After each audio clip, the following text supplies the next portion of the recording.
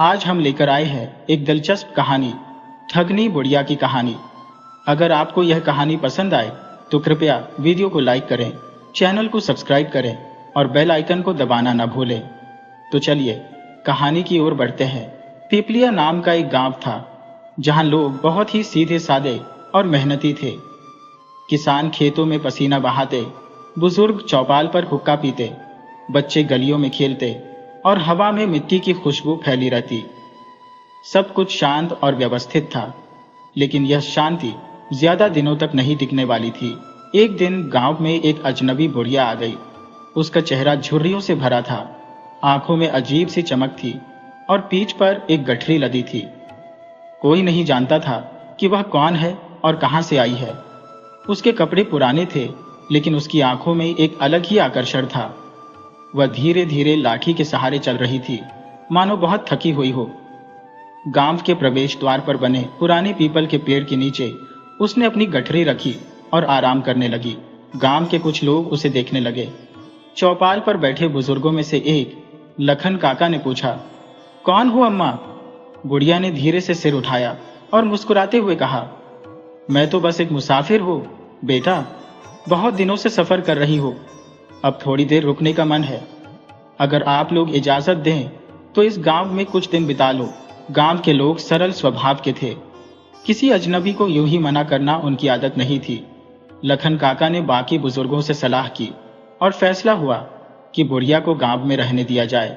कुछ ही दिनों में बुढ़िया गांव वालों के बीच घुल मिल गई। वह बहुत मीठा बोलती थी और सबकी मदद करने को तैयार रहती थी। अगर किसी के घर में कोई परेशानी होती तो वह वहां पहुंच जाती। खासकर गांव की औरतों और बच्चों को तो वह अपनी बातों से मोह लेती थी। वह तरह तरह की कहानियां सुनाती, जिनमें सोने चांदी के खजाने, राजाओं की गुप्त सुरंगें और पुराने जमाने के रहस्यमय किस्से होते। गांव के बच्चे उसके आसपास इकट्ठा हो जाते और उसकी कहानियां सुनकर दंग रह जाते। धीरे धीरे वह गांव वालों की जिंदगी का हिस्सा बन गई। लेकिन एक अजीब बात थी, उसके पास हमेशा पैसे होते थे, पर कोई नहीं जानता था कि वह पैसे कहां से लाती है। वह किसी के सामने पैसे निकालती नहीं थी, लेकिन जब भी कोई जरूरतमंद होता तो उसकी मदद जरूर करती। गांव वालों ने उसे दयालु अम्मा कहना शुरू कर दिया। पर हर कहानी के पीछे एक छिपा हुआ सच होता है। एक दिन गांव के ही एक बुजुर्ग रामनाथ की तबीयत बिगड़ गई। बुढ़िया खुद उनके घर गई और अपनी गठरी में से एक पोटली निकाल कर दी। इसे पानी में घोलकर पी लो, ठीक हो जाओगे, उसने कहा। रामनाथ ने जैसे ही वह दवा दी, उनका दर्द कुछ ही घंटों में गायब हो गया। यह देखकर गांव वालों को विश्वास हो गया कि बुढ़िया के पास कोई चमत्कारी शक्ति है। अब गांव में जो भी बीमार होता वह बुढ़िया के पास जाता। वह अपनी गठरी में से जड़ी बूटी निकालती और बीमार को देती और अजीब तरह से वह ठीक भी हो जाता। लेकिन कुछ लोगों को उस पर शक था। गांव के एक युवा मोहन, जो शहर से पढ़कर आया था, उसे यह सब अजीब लग रहा था। ये अम्मा जितनी भोली दिखती है उतनी हो सकती है क्या? उसने अपने दोस्त सुरेश से कहा।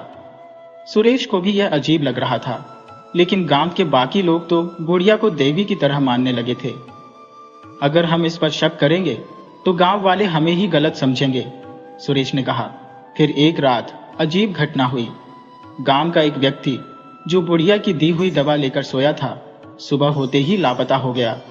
उसके परिवार वाले परेशान हो गए। गांव भर में खोजबीन हुई, लेकिन उसका कोई पता नहीं चला। कुछ लोगों का कहना था कि उन्होंने रात को किसी को बुलाने की आवाजें सुनी थी।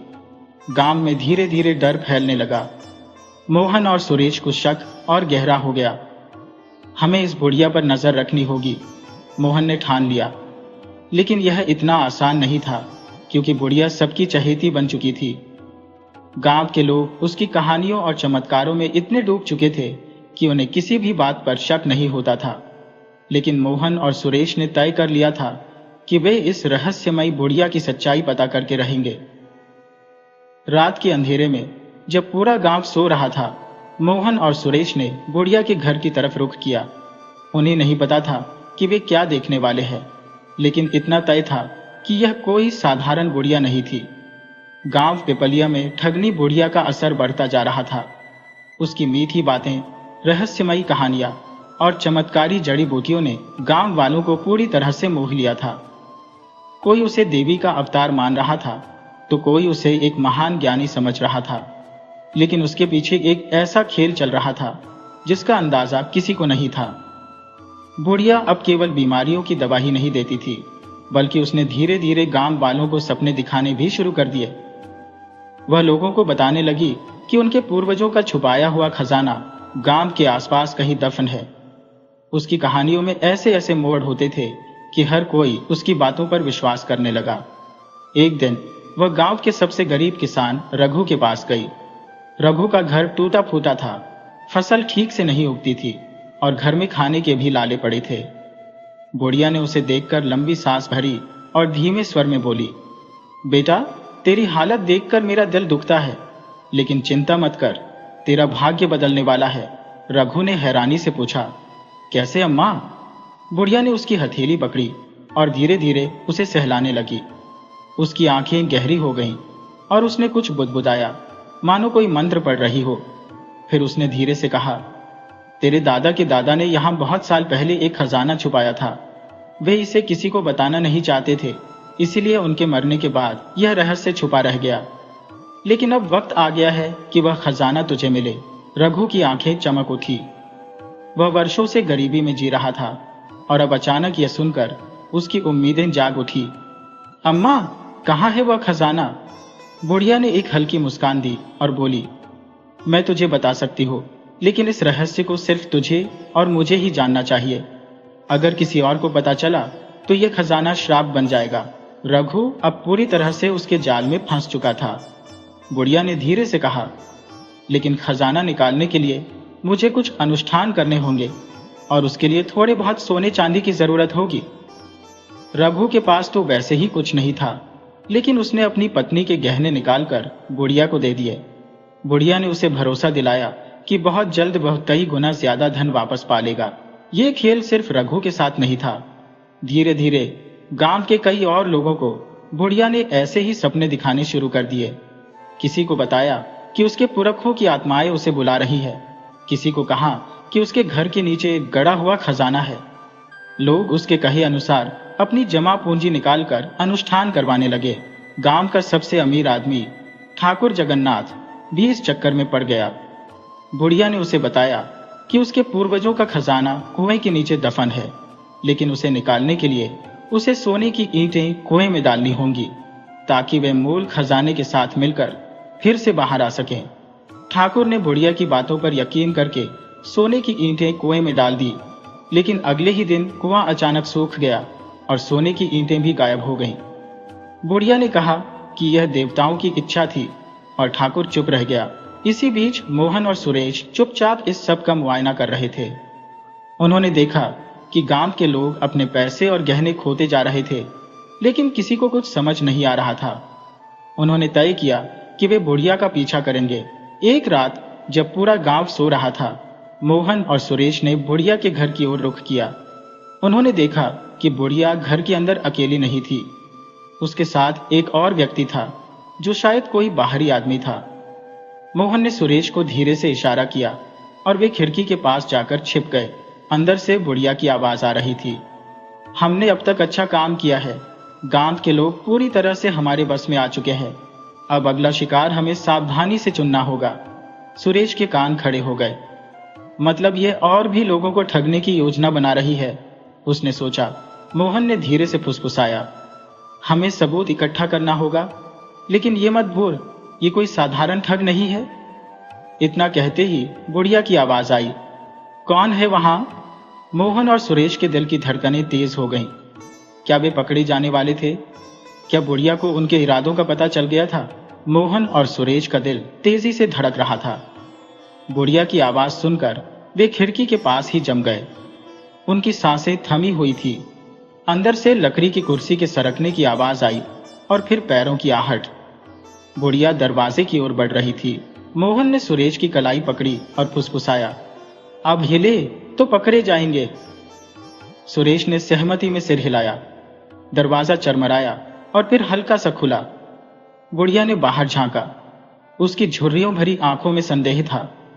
उसने इधर उधर देखा, लेकिन बाहर अंधेरा था, कुछ नहीं दिखा। तो उसने धीरे से दरवाजा बंद कर लिया। अंदर जाते हुए वह बड़बड़ाई, मुझे भ्रम हुआ होगा। मोहन और सुरेश ने राहत की सांस ली, लेकिन वे समझ गए थे कि अब और सतर्क रहने की जरूरत है। अगली सुबह गांव में हलचल थी। रघु, जो कुछ दिन पहले अपनी पत्नी के सारे गहने बुढ़िया को सौंप चुका था, अब परेशान था।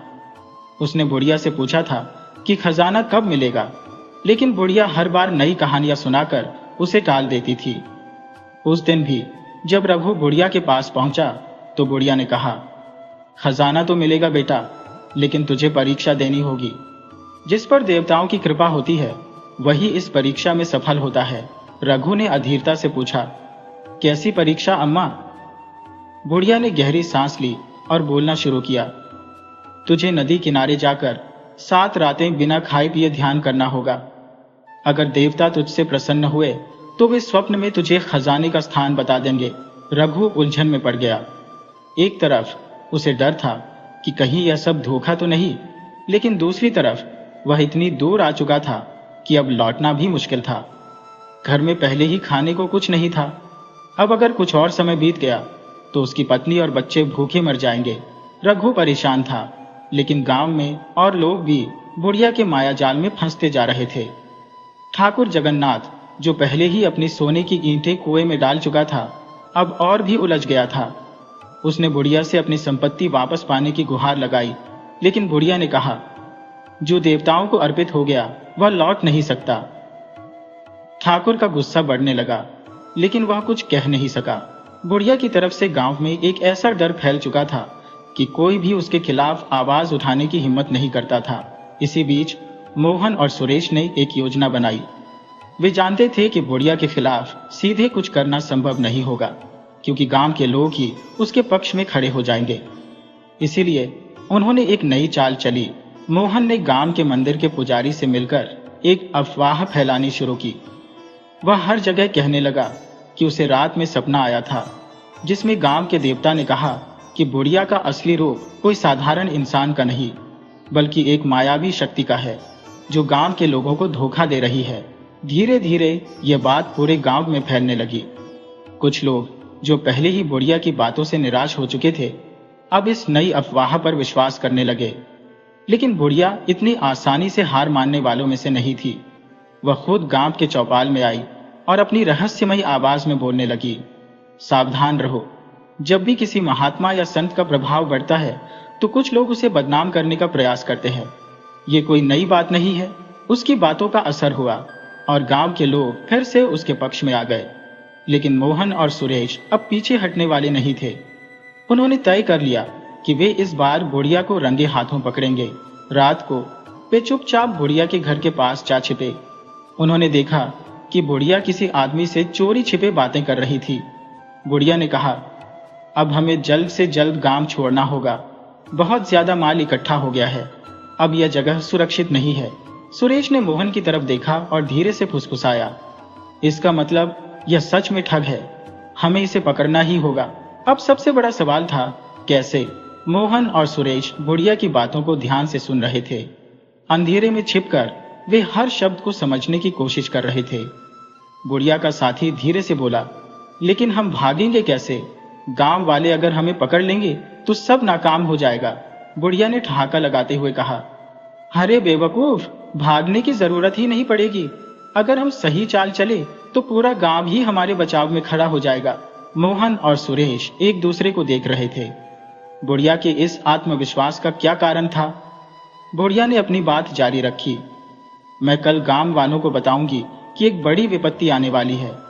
जो भी मेरी शरण में रहेगा वही बच पाएगा।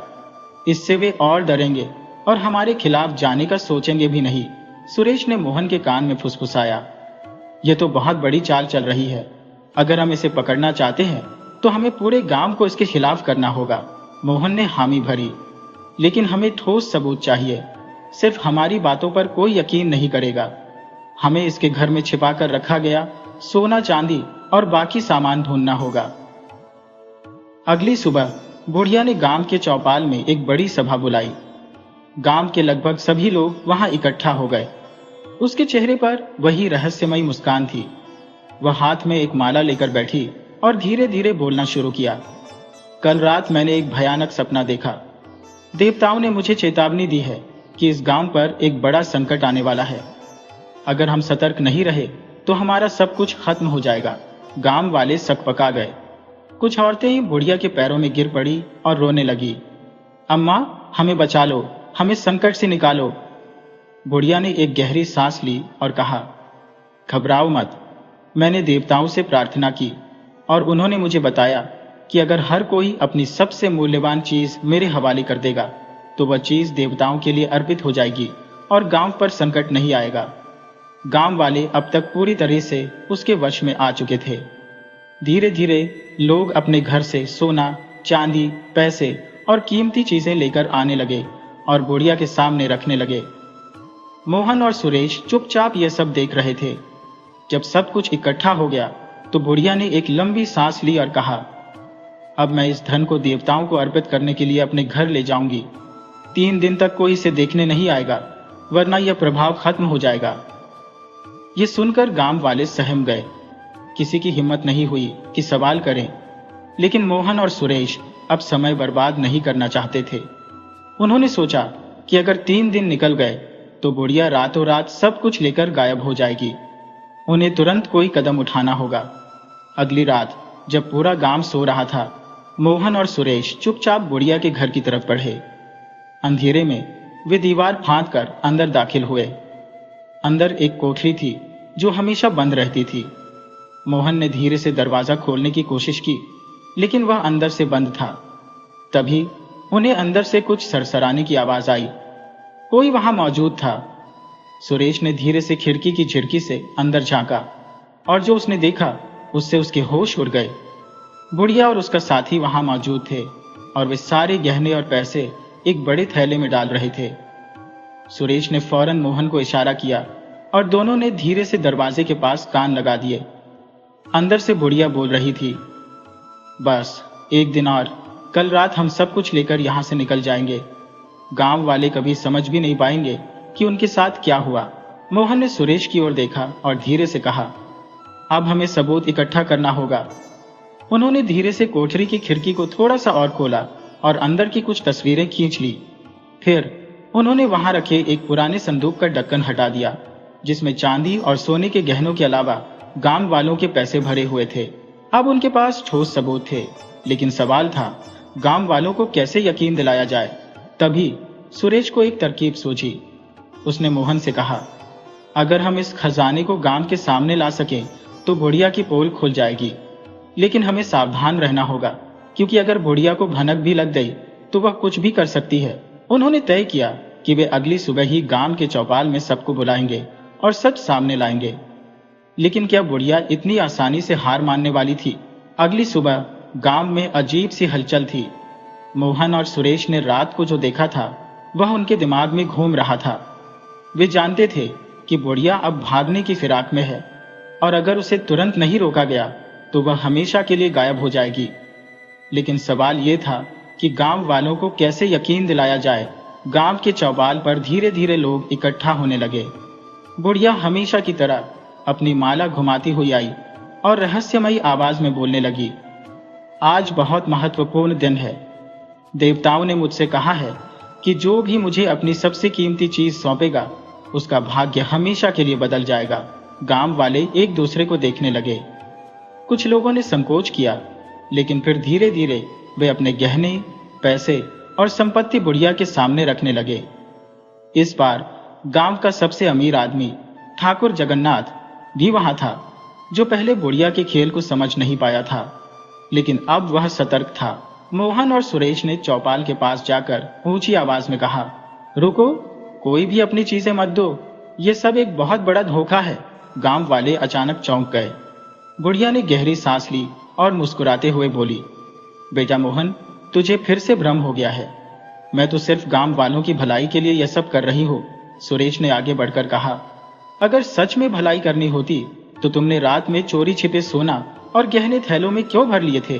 बुढ़िया का चेहरा एकदम उतर गया, लेकिन उसने जल्दी से अपनी चाल बदलते हुए कहा, क्या सबूत है तुम्हारे पास? मोहन ने जेब से कुछ तस्वीरें निकाली जो उन्होंने रात में ली थी। ये देखो, यही हमारे खून पसीने की कमाई है जिसे ये बुढ़िया अपने साथी के साथ मिलकर ले जा रही थी। गांव में खलबली मच गई। लोग बुढ़िया की तरफ देखने लगे, लेकिन वह अब भी शांत बनी हुई थी। तभी ठाकुर जगन्नाथ आगे बढ़ा और गुस्से में बोला, अगर तू सच में ईमानदार है तो हमें अपने घर के अंदर जाने दे। अगर कुछ नहीं मिला तो हम मान लेंगे कि हम ही गलत थे। बुढ़िया के चेहरे पर पसीना आ गया। वह जानती थी कि अब उसके बचने का कोई रास्ता नहीं था। फिर भी उसने एक आखिरी चाल चलने का सोचा। उसने अचानक जोर से चिल्लाना शुरू कर दिया, हाय, मेरे ऊपर झूठा इल्जाम लगाया जा रहा है। ये सब गांव को बर्बाद करने की साजिश है। देवता इन पापियों को माफ नहीं करेंगे। लेकिन इस बार गांव वाले उसकी बातों में नहीं आए। ठाकुर और कुछ और लोग तुरंत बुढ़िया के घर की तरफ भागे। मोहन और सुरेश उनके साथ थे। जब वे अंदर पहुंचे और कोठरी का दरवाजा तोड़ा तो वहां सोने चांदी से भरे संदूक रखे मिले। हर किसी की आंखें फटी रह गई। यह वही गहने और पैसा था जो गांव वालों ने बुढ़िया को सौंपा था। अब किसी को भी कोई शक नहीं रह गया था। लोग गुस्से में आ गए। कुछ औरतें जो पहले बुढ़िया के पैरों में गिरती थी, अब पत्थर उठाकर उसकी ओर फेंकने लगी। ठाकुर ने गुस्से में कहा, तूने हमें ठगा, हमारे विश्वास के साथ खेला, तुझे इसकी सजा मिलेगी। बुढ़िया ने भागने की कोशिश की, लेकिन गांव वालों ने उसे चारों तरफ से घेर लिया। सुरेश ने उसके साथी को भी पकड़ लिया, जो चोरी छिपे भागने की फिराक में था। गांव के कुछ लोगों ने दोनों को रस्सियों से बांध दिया और ठाकुर ने पंचायत में फैसला सुनाया कि इन्हें पुलिस के हवाले कर दिया जाएगा। बुढ़िया अब कांप रही थी। उसकी चालें नाकाम हो चुकी थी। उसने आखिरी बार गांव वालों की तरफ देखा और चीख कर बोली, मूर्खों, तुमने बहुत बड़ी गलती कर दी। मुझे देवताओं ने चुना था। अब इस गांव पर विपत्ति आएगी, लेकिन इस बार कोई भी उसके शब्दों से नहीं डरा। लोग अब सच जान चुके थे। पुलिस आई और बुढ़िया और उसके साथी को पकड़कर ले गई। गांव वालों को उनका धन वापस मिल गया। उस दिन के बाद गांव में कोई भी किसी के झूठे वादों में नहीं आया। लोग सतर्क रहने लगे और मोहन और सुरेश गांव के सच्चे नायक बन गए। ठगनी बुढ़िया का खेल हमेशा के लिए खत्म हो चुका था, लेकिन उसकी कहानियां गांव में एक सबक बनकर रह गई। लालच और अंधविश्वास के जाल में फंसना कितना खतरनाक हो सकता है। इस कहानी से हमें एक बहुत महत्वपूर्ण सीख मिलती है। अंधविश्वास और लालच के जाल में फंसना हमेशा घातक होता है। जब तक लोग आंख बंद करके किसी पर भरोसा करते रहेंगे, तब तक ठग और धोखेबाज अपने खेल खेलते रहेंगे। बुढ़िया की ठगी केवल धन की चोरी नहीं थी, बल्कि वह लोगों की आस्था और विश्वास का भी शोषण कर रही थी। गांव वालों ने जब तक अपनी आंखों से सच नहीं देखा, तब तक वे उसकी बातों में फंसे रहे। लेकिन जब मोहन और सुरेश ने हिम्मत दिखाई, सच्चाई को सामने लाया और सबूतों के साथ गांव वालों को जागरूक किया, तब जाकर लोग समझ पाए कि वे कितने बड़े धोखे में थे। इसीलिए हमें हमेशा सतर्क रहना चाहिए और किसी भी बात को बिना सोचे समझे स्वीकार नहीं करना चाहिए। हमें आंखें खोलकर देखना होगा कि कोई हमें गुमराह तो नहीं कर रहा। विश्वास अच्छी चीज है, लेकिन आंख मूंद कर किसी पर भी भरोसा करना नुकसानदेह हो सकता है। याद रखें, सच्चाई को परखने के लिए तर्क और विवेक का सहारा लेना जरूरी है। तभी हम ठगों के जाल से बच सकते हैं और अपने समाज को सुरक्षित और जागरूक बना सकते हैं।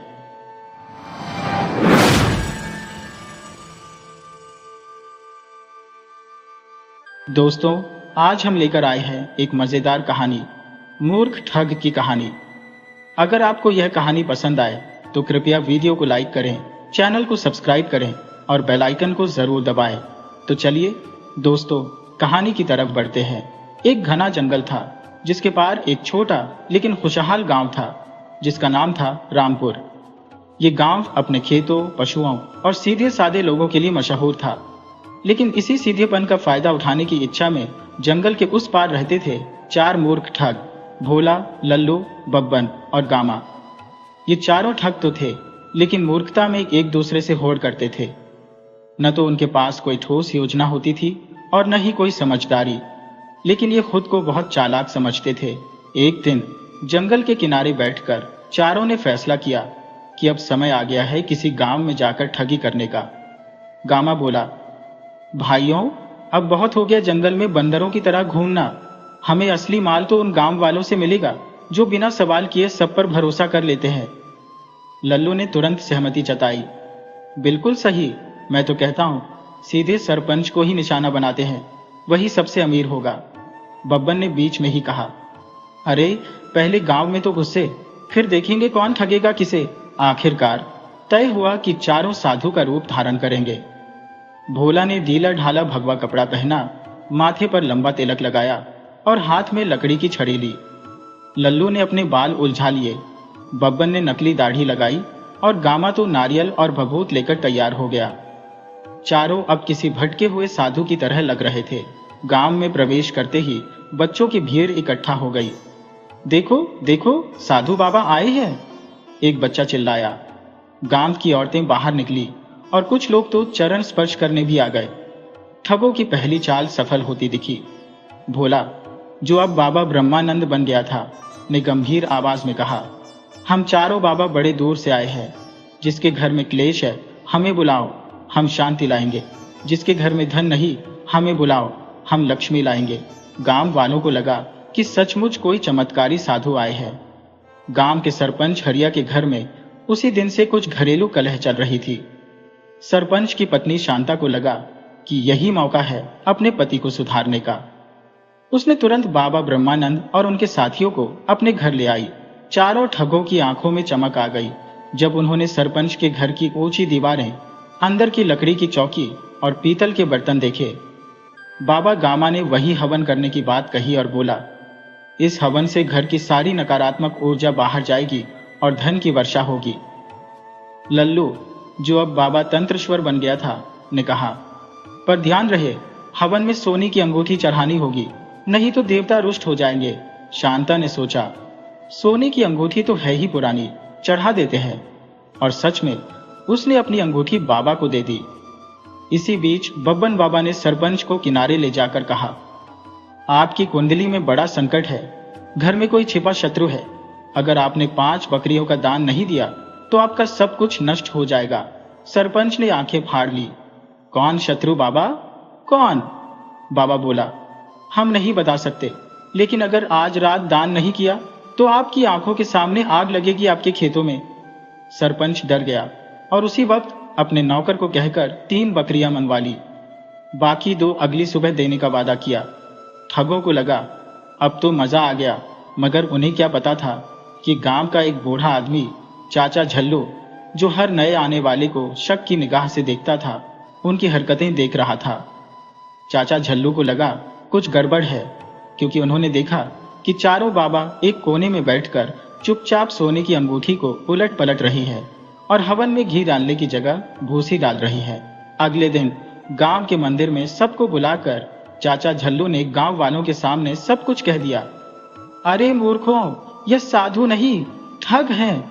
असली बाबा घी में हवन करते हैं, यह तो भूसी जला रहे हैं। और कहाँ लिखा है कि सोने की अंगूठी चढ़ानी पड़ती है हवन में। गांव वाले चौंक गए। कुछ ने पास जाकर सच में देख लिया कि बर्तन में भूसी ही जल रही है। फिर किसी ने सरपंच से पूछा, आपने इनको बकरियां क्यों दी? सरपंच झेंप गया और तभी भीड़ में से किसी ने ठगों की नकली दाढ़ी खींच ली। अब तो सारा भांडा फूट चुका था। चारों ठग एक दूसरे की ओर देखकर भागने लगे, लेकिन गांव वालों ने उन्हें पकड़ लिया। किसी ने उनकी पीठ पर गधे की सवारी करा दी, किसी ने मुंह पर कालिख पोत दी।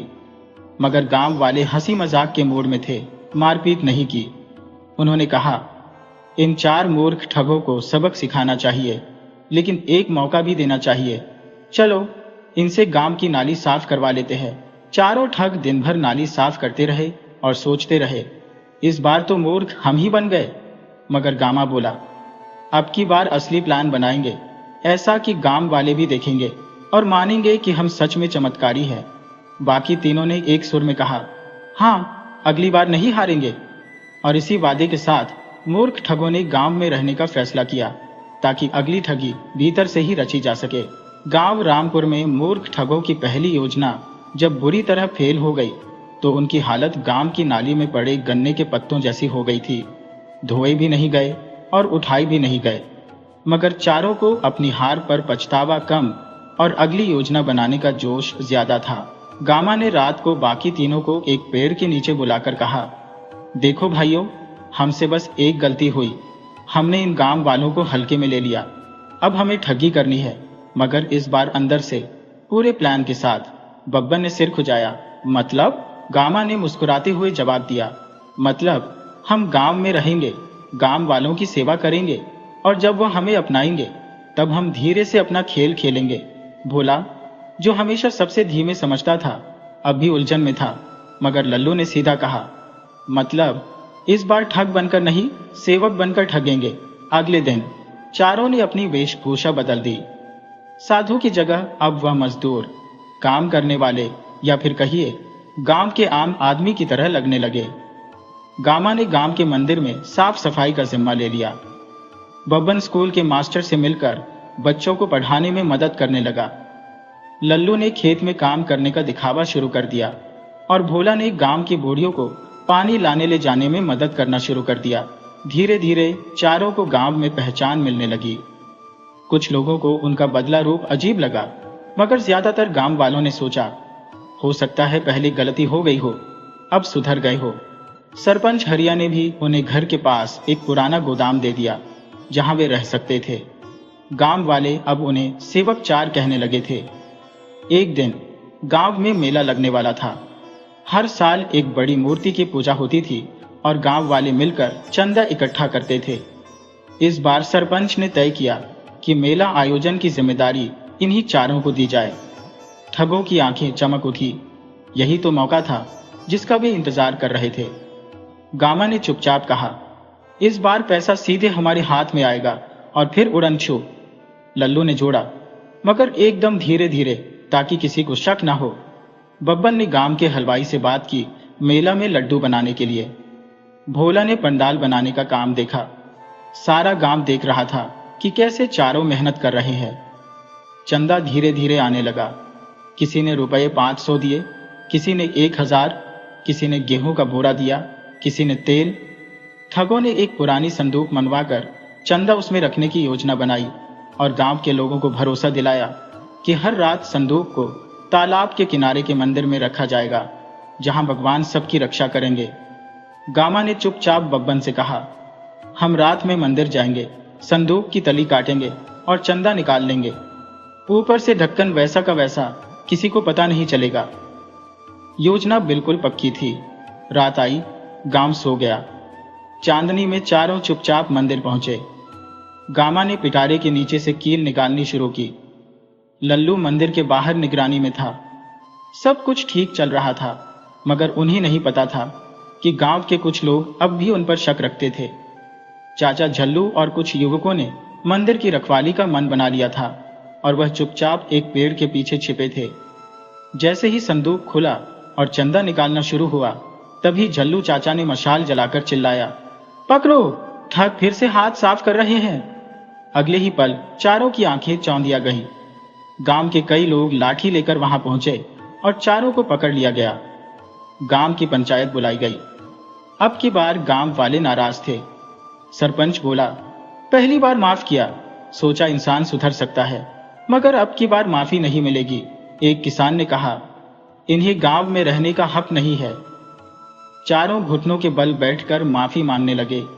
भोला रोते हुए बोला, हमें भूख लगी थी, हमने सिर्फ थोड़ा सा लिया था, आगे से नहीं करेंगे। गांव के सबसे बुजुर्ग व्यक्ति बाबा रामकिशन ने सबको शांत किया। देखो, मारने से कुछ नहीं होगा, गांव की इज्जत का सवाल है। अगर इन चारों को सजा देनी है तो ऐसी होनी चाहिए कि आगे कहीं और भी ठगी न कर सकें। फैसला हुआ कि चारों को गांव के सबसे गंदे काम सौंपे जाएंगे, गोबर उठाना, कीचड़ साफ करना और जानवरों की देखभाल। महीने भर तक यह काम करेंगे और तब तक गांव छोड़ने की इजाजत नहीं दी जाएगी। चारों ठग अब दिन रात पसीने में भीगे रहते, मगर उनकी आंखों में अब भी ठगी की चमक बाकी थी। गामा ने रात को कहा, 2 बार हारे हैं, लेकिन जीत हमारी होगी। अगली बार हम ऐसा खेल खेलेंगे कि खुद सरपंच भी हमें ईमानदार कहेगा। बाकी तीनों ने थके होने के बावजूद सिर हिलाया। गांव वालों को लगने लगा कि शायद इस बार डर से ही सही, लेकिन ठग सुधर रहे हैं। मगर असली खेल तो अब शुरू होना था, क्योंकि मूर्ख ठग अब बन चुके थे चालाक खिलाड़ी, और उनकी अगली योजना थी अब तक की सबसे बड़ी ठगी, गांव में सजा काटते हुए मूर्ख ठगों को 1 महीना हो गया था। दिन रात की मेहनत और गोबर से सने कपड़े उनके शरीर को तोड़ चुके थे, लेकिन उनका दिमाग अब भी नई चालों की चिंगारी में जल रहा था। गामा अब भी रात में चुपचाप गांव की गलियों में घूमता और हर कोने की खबर रखता। बब्बन ने खेत में काम करते हुए सुना कि गांव के पास एक पुराना टीला है, जिसे लोग भूतों वाला टीला कहते हैं वहां पहले एक राजा का खजाना गड़ा हुआ था, मगर उसकी रखवाली कोई आत्मा करती है। गांव वाले डर के मारे वहां नहीं जाते। बस फिर क्या था, गामा की आंखों में चमक दौड़ गई। उसने बाकी तीनों को एक पेड़ के नीचे इकट्ठा किया और कहा, अब जो योजना है वह अब तक की सबसे बड़ी ठगी होगी। हम इस गांव के लोगों को खजाने का सपना दिखाएंगे और उसी के बहाने सबका पैसा खींच लेंगे। लल्लू ने डरते हुए पूछा, मगर अगर वह भूत वाली बात सच निकली तो? गामा ने हंसते हुए कहा, अगर भूत होता तो अब तक खुद खजाना निकाल चुका होता। ये सिर्फ डर की अफवाह है। असली खजाना हम खुद बनाएंगे और गांव वालों को दिखाएंगे। अगले ही दिन गामा ने गांव के बच्चों के साथ खेलते खेलते जोर से चिल्लाया, अरे ये क्या चमक रहा है मिट्टी के नीचे? बच्चे इकट्ठा हो गए। सबने देखा कि जमीन में से एक पुराना धातु से बना सिक्का निकला है। गामा ने इसे गांव के सरपंच को दिखाया और कहा, लगता है भूतों वाले टीले में कोई खजाना है। ये सिक्का वहीं से आया होगा। सरपंच ने सिक्का उलट पलट कर देखा। वह दिखने में तो पुराना लग रहा था और उसके ऊपर कुछ अजीब निशान भी थे। गांव में अफवाह फैलने में ज्यादा वक्त नहीं लगा। अब गामा ने गांव के मंदिर में जाकर घोषणा की, मेरे सपने में एक संत आए थे। उन्होंने कहा कि गांव वालों को एक साथ मिलकर उस खजाने को निकालना चाहिए, वरना वह खजाना कभी किसी के हाथ नहीं लगेगा। गांव वाले पहले तो हिचकिचाए, लेकिन जब बब्बन और लल्लू ने रात को कुछ और पुराने सिक्के जमीन में छिपाकर दूसरे दिन लोगों को मिलने दिए, तो धीरे धीरे सभी यकीन करने लगे। गांव में एक बड़ा आयोजन हुआ, जहां गामा को एक खोजी संत की उपाधि दे दी गई। भोला तो बाकायदा सफेद कपड़े पहनकर ढोल बजाने लगा और लोगों से चंदा मांगने लगा। भाइयों बहनों, खजाने की खुदाई के लिए हमें औजार, मजदूर और साधन चाहिए। आप सबका सहयोग चाहिए। गांव वाले भी लालच में आ गए। किसी नहीं चाहिए था खजाना। किसी ने 2 बोरी अनाज दिया, किसी ने रुपये 5,000। सबसे ज्यादा चंदा सरपंच ने दिया, 11,000 और 2 मजदूरों की मदद। अब ठगों ने गांव के बाहर किले के पास एक खुदाई स्थल तैयार किया। उन्होंने खुद ही खजाने के डिब्बे बनाए, जो लकड़ी के थे, मगर ऊपर से लोहे जैसी चमक देने के लिए उन्हें पॉलिश किया गया था। एक रात उन्होंने उनमें पुराने कपड़े, कुछ चमकदार पत्थर और नकली मूर्तियां भरकर जमीन में गाड़ दिए। फिर सुबह की खुदाई में आश्चर्यजनक रूप से वह खजाना निकल आया। गांव वाले खुशी से झूम उठे। जय हो संत गामा बाबा की आवाजें गूंजने लगी। गामा ने सबसे कहा, भाइयों, यह तो बस शुरुआत है।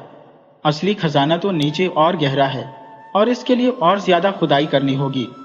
मगर यह काम आसान नहीं, क्योंकि अब से आत्मा नाराज हो सकती है। गांव वालों ने डरकर पूछा, अब क्या करें बाबा?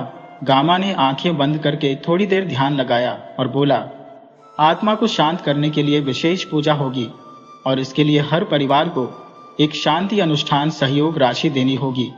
रुपये 1,000 प्रति घर। अब ठगों की झोली भरने लगी। गांव का हर आदमी, जिसने पहले सिक्का देखा था या जिसे खजाने का लालच था, अपना हिस्सा पक्का करवाने के लिए पैसे दे रहा था। महिलाएं अपने गहने गिरवी रखकर पैसा दे रही थी। किसान अनाज और मुर्गी तक लाकर दे रहे थे। गांव की हवा में अब बस यही बात थी, खजाना हमारा होगा। मगर तभी कुछ अजीब हुआ। गांव का एक पढ़ा लिखा लड़का रमेश, जो शहर से छुट्टी में गांव आया था, पूरे मामले को देखकर हैरान था। उसने वह सिक्के उठाकर ध्यान से देखे। उसे शक हुआ कि ये सिक्के असली नहीं है। वह चुपचाप रात में खुदाई वाले टीले पर गया और वहां से एक पत्थर और लकड़ी के टुकड़े उठाकर शहर की प्रयोगशाला में जांच के लिए भेज दिए। 2 दिन बाद जब रिपोर्ट आई तो उसकी आंखें फटी की फटी रह गई। सारे सिक्के और मूर्तियां नकली थी, हाल ही में बनाए गए थे। रमेश ने रिपोर्ट लेकर सीधे सरपंच के पास पहुंचा। सरपंच भी हैरान हो गया। उसने गांव वालों को बुलाया और सारा सच बताया। गामा और उसके साथियों को बुलाकर पंचायत के सामने लाया गया। गामा ने मुस्कुराते हुए कहा, हमने कोई चोरी नहीं की, लोगों ने खुद हमें पैसे दिए, हम तो सिर्फ उनकी मदद कर रहे थे। बब्बन बोला, हमने किसी को मजबूर नहीं किया, सबने अपनी मर्जी से दिया। लल्लू ने तो यहां तक कह दिया, अगर हम ठग होते तो पहले भाग नहीं जाते क्या? गांव में एक बार फिर चर्चा छिड़ गई। क्या यह धोखा था या बस एक अच्छा अभिनय?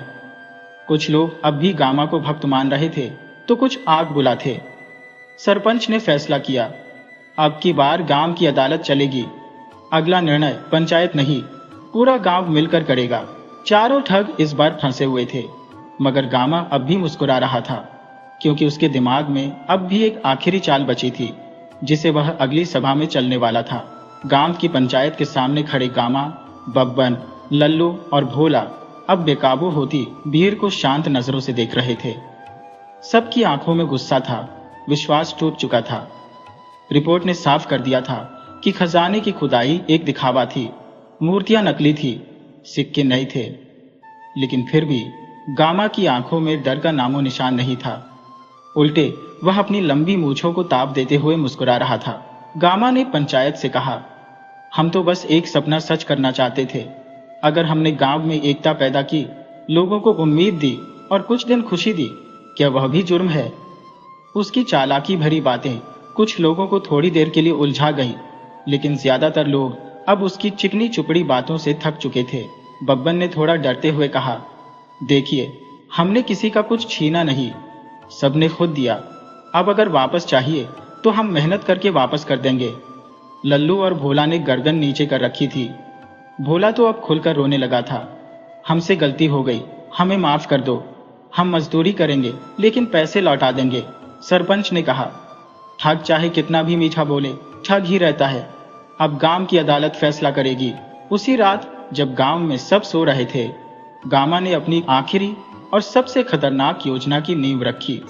उसने बब्बन, लल्लू और भोला को बुलाया और कहा, अगर अगली पंचायत में हार गए तो सीधे सजा होगी, या जेल या गांव से निकाल दिया जाएगा।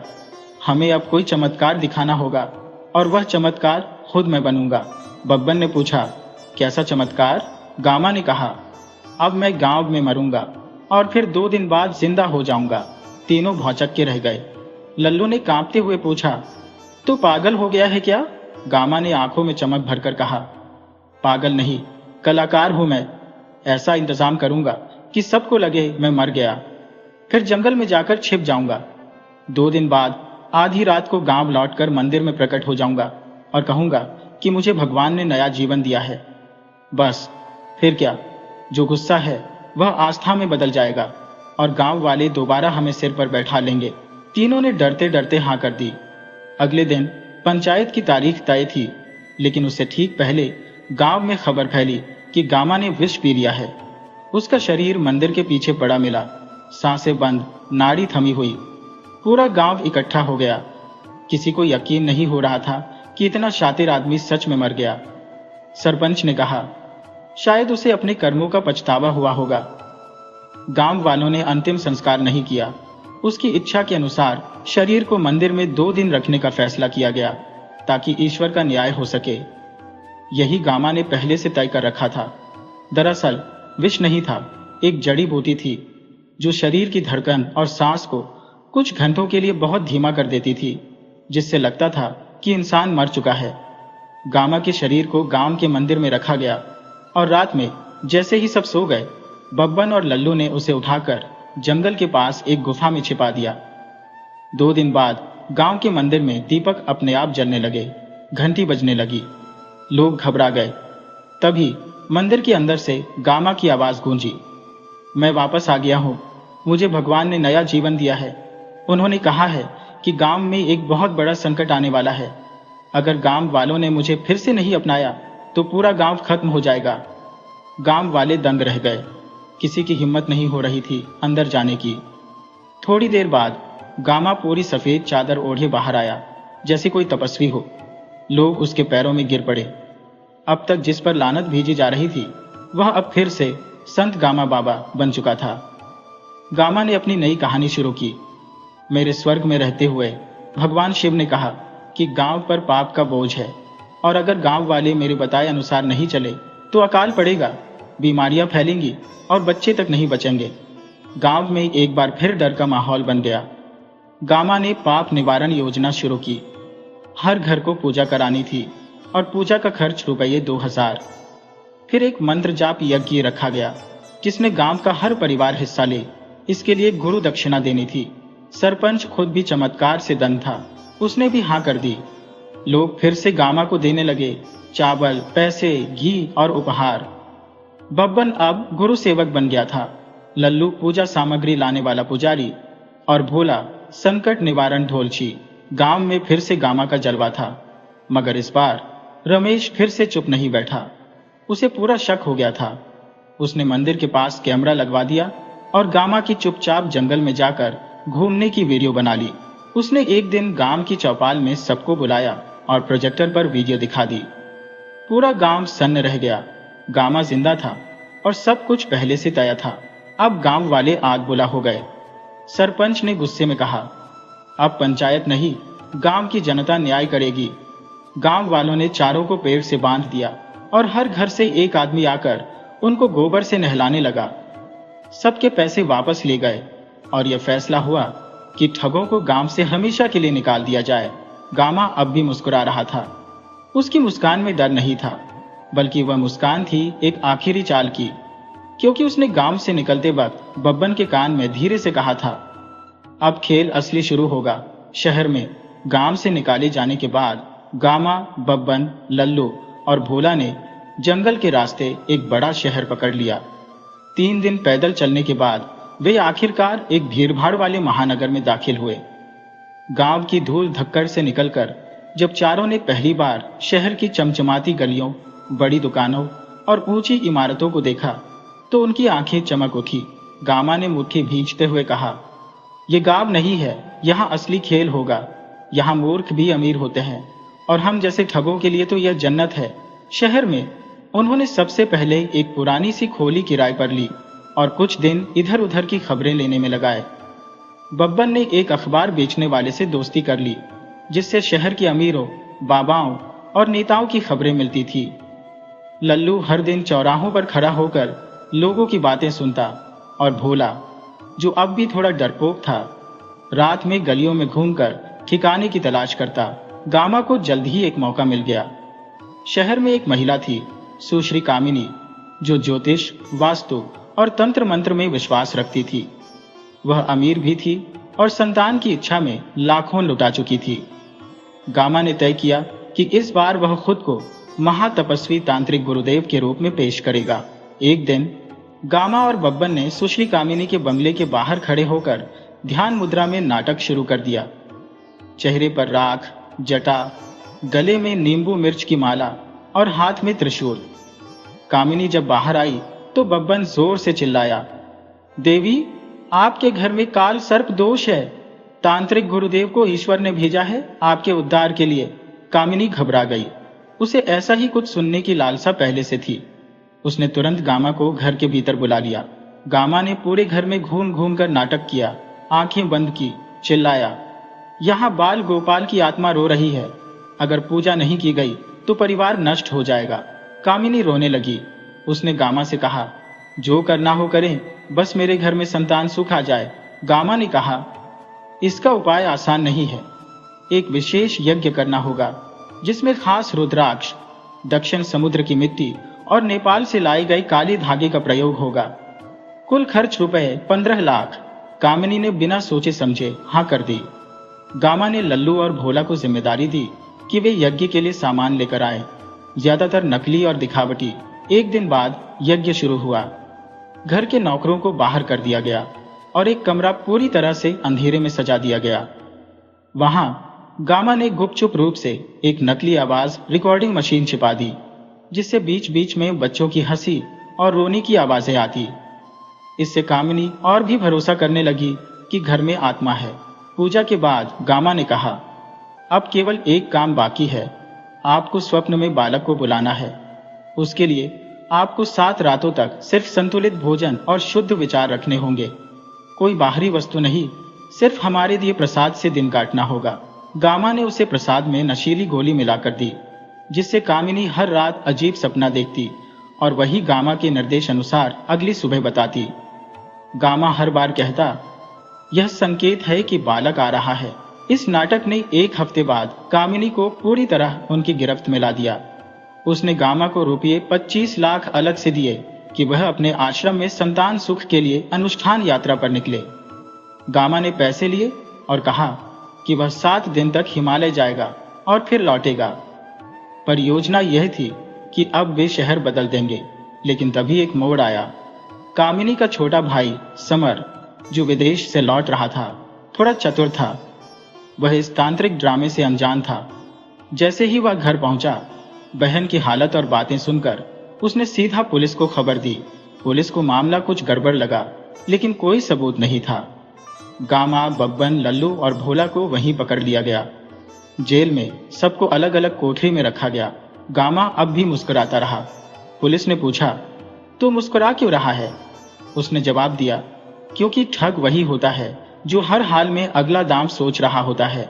लेकिन इस बार किस्मत ने उसका साथ नहीं दिया। अदालत में केस चला। मीडिया ने खूब दिखाया, गांव से आया महातपस्वी निकला बड़ा ठग। कामिनी को न्याय मिला और शहर की जनता को एक सीख। चारों को 7 साल की सजा हुई। जेल में गामा अब भी कहानियां सुनाता था। बब्बन जेलर का चेला बन गया, लल्लू रोटी सेकता था और भोला हर रोज गीता पढ़ता था। और इस तरह खत्म हुई मूर्ख ठगों की कहानी। या शायद नहीं, क्योंकि गामा की आंखों में अब भी वही पुरानी चमक बाकी थी।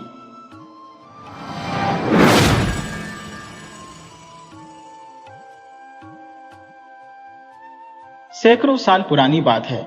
एक गांव में रतन नाम का एक नौजवान रहता था।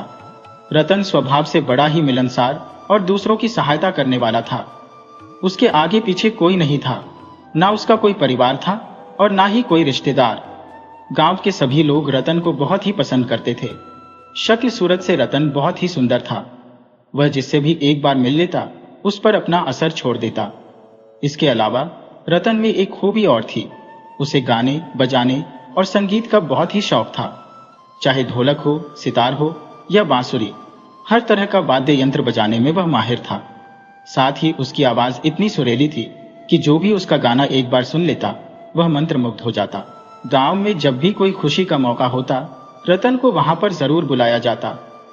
अपने इस हुनर के कारण रतन की जिंदगी बड़े ही आराम से गुजर रही थी। एक दिन की बात है, रतन के गांव में एक शादी का समारोह था, जिसमें राज्य की राजधानी कौशलपुर से एक व्यापारी वहां पर आया था। उस व्यापारी ने इस मौके पर अपने नगर कौशलपुर की ऐसी तारीफ की कि वहां पर जितने भी लोग मौजूद थे, उनके मन में कौशलपुर नगर देखने का शौक पैदा हो गया। अब रतन के मन में भी यह इच्छा जाग उठी थी कि किसी भी तरह कौशलपुर नगर अवश्य देखना चाहिए। लेकिन उसके पास इतना धन नहीं था कि वह यात्रा का खर्च उठा सके। अपनी इस इच्छा को पूरी करने के लिए रतन ने गांव में बड़ी ही मेहनत से काम करना शुरू कर दिया। लगभग 1 साल की कड़ी मेहनत के बाद उसके पास अब 100 अशर्फियां इकट्ठी हो गई थी। उसे इस बात का विश्वास हो गया था कि वह इस धन के सहारे राज्य की राजधानी कौशलपुर नगर की सैर कर सकता है और वहां पर कुछ समय बिता सकता है। एक दिन रतन को पता चला कि उसके गांव के कुछ व्यापारी कौशलपुर नगर की ओर जा रहे हैं। रतन ने भी अपना सामान बांधा और उन व्यापारियों के काफिले के साथ हो लिया। जब रतन कौशलपुर राज्य पहुंचा तो वहां एक सराय में ठहर गया। इसके बाद वह कौशलपुर नगर को देखने के लिए निकल पड़ा। इस बड़ी नगर में ऊंचे ऊंचे मकान थे, बाजारों में रौनक थी और नगर के बीचों बीच एक बहुत ही बड़ी नदी बहती थी। रतन को कौशलपुर नगर का इलाका इतना पसंद आया कि वह दिन भर वहीं पर घूमता रहा। शाम को वह वापस अपनी सराय में आया, खा पी कर सो गया। इस तरह से रतन ने कौशलपुर नगर में काफी दिन बिताए। रतन के साथ जो व्यापारी आए थे, वे अब वापस जाने लगे थे। उन्होंने रतन को भी अपने साथ चलने को कहा, मगर रतन का मन अब कौशलपुर नगर से वापस जाने का नहीं था, इसीलिए उसने साफ मना कर दिया। व्यापारियों का काफिला वापस लौट गया। अब रतन के पास जितनी भी धनराशि थी, वह सब खर्च हो चुकी थी। हालत यह हो चुकी थी कि उसके पास 2 वक्त की रोटी खाने के लिए भी पैसे नहीं बचे थे। जब भूखे मरने की नौबत आई तो रतन पास के ही एक मंदिर में जाकर बैठ गया। 2 दिन तक रतन इसी मंदिर में बैठा रहा। फिर मंदिर में आने वाले लोगों को उस पर तरस आ गया। उन्होंने 4 रोटी सुबह और 4 रोटी शाम उसे देना शुरू कर दिया। ईश्वर का करना ऐसा हुआ कि मंदिर में आने वाले लोगों में से एक आदमी ऐसा भी था जो एक बहुत ही अमीर व्यापारी था। एक दिन उस व्यापारी ने रतन से उसका हालचाल पूछा और कहने लगा, भाई, तुम्हारा नाम क्या है? तुम किस जगह के रहने वाले हो?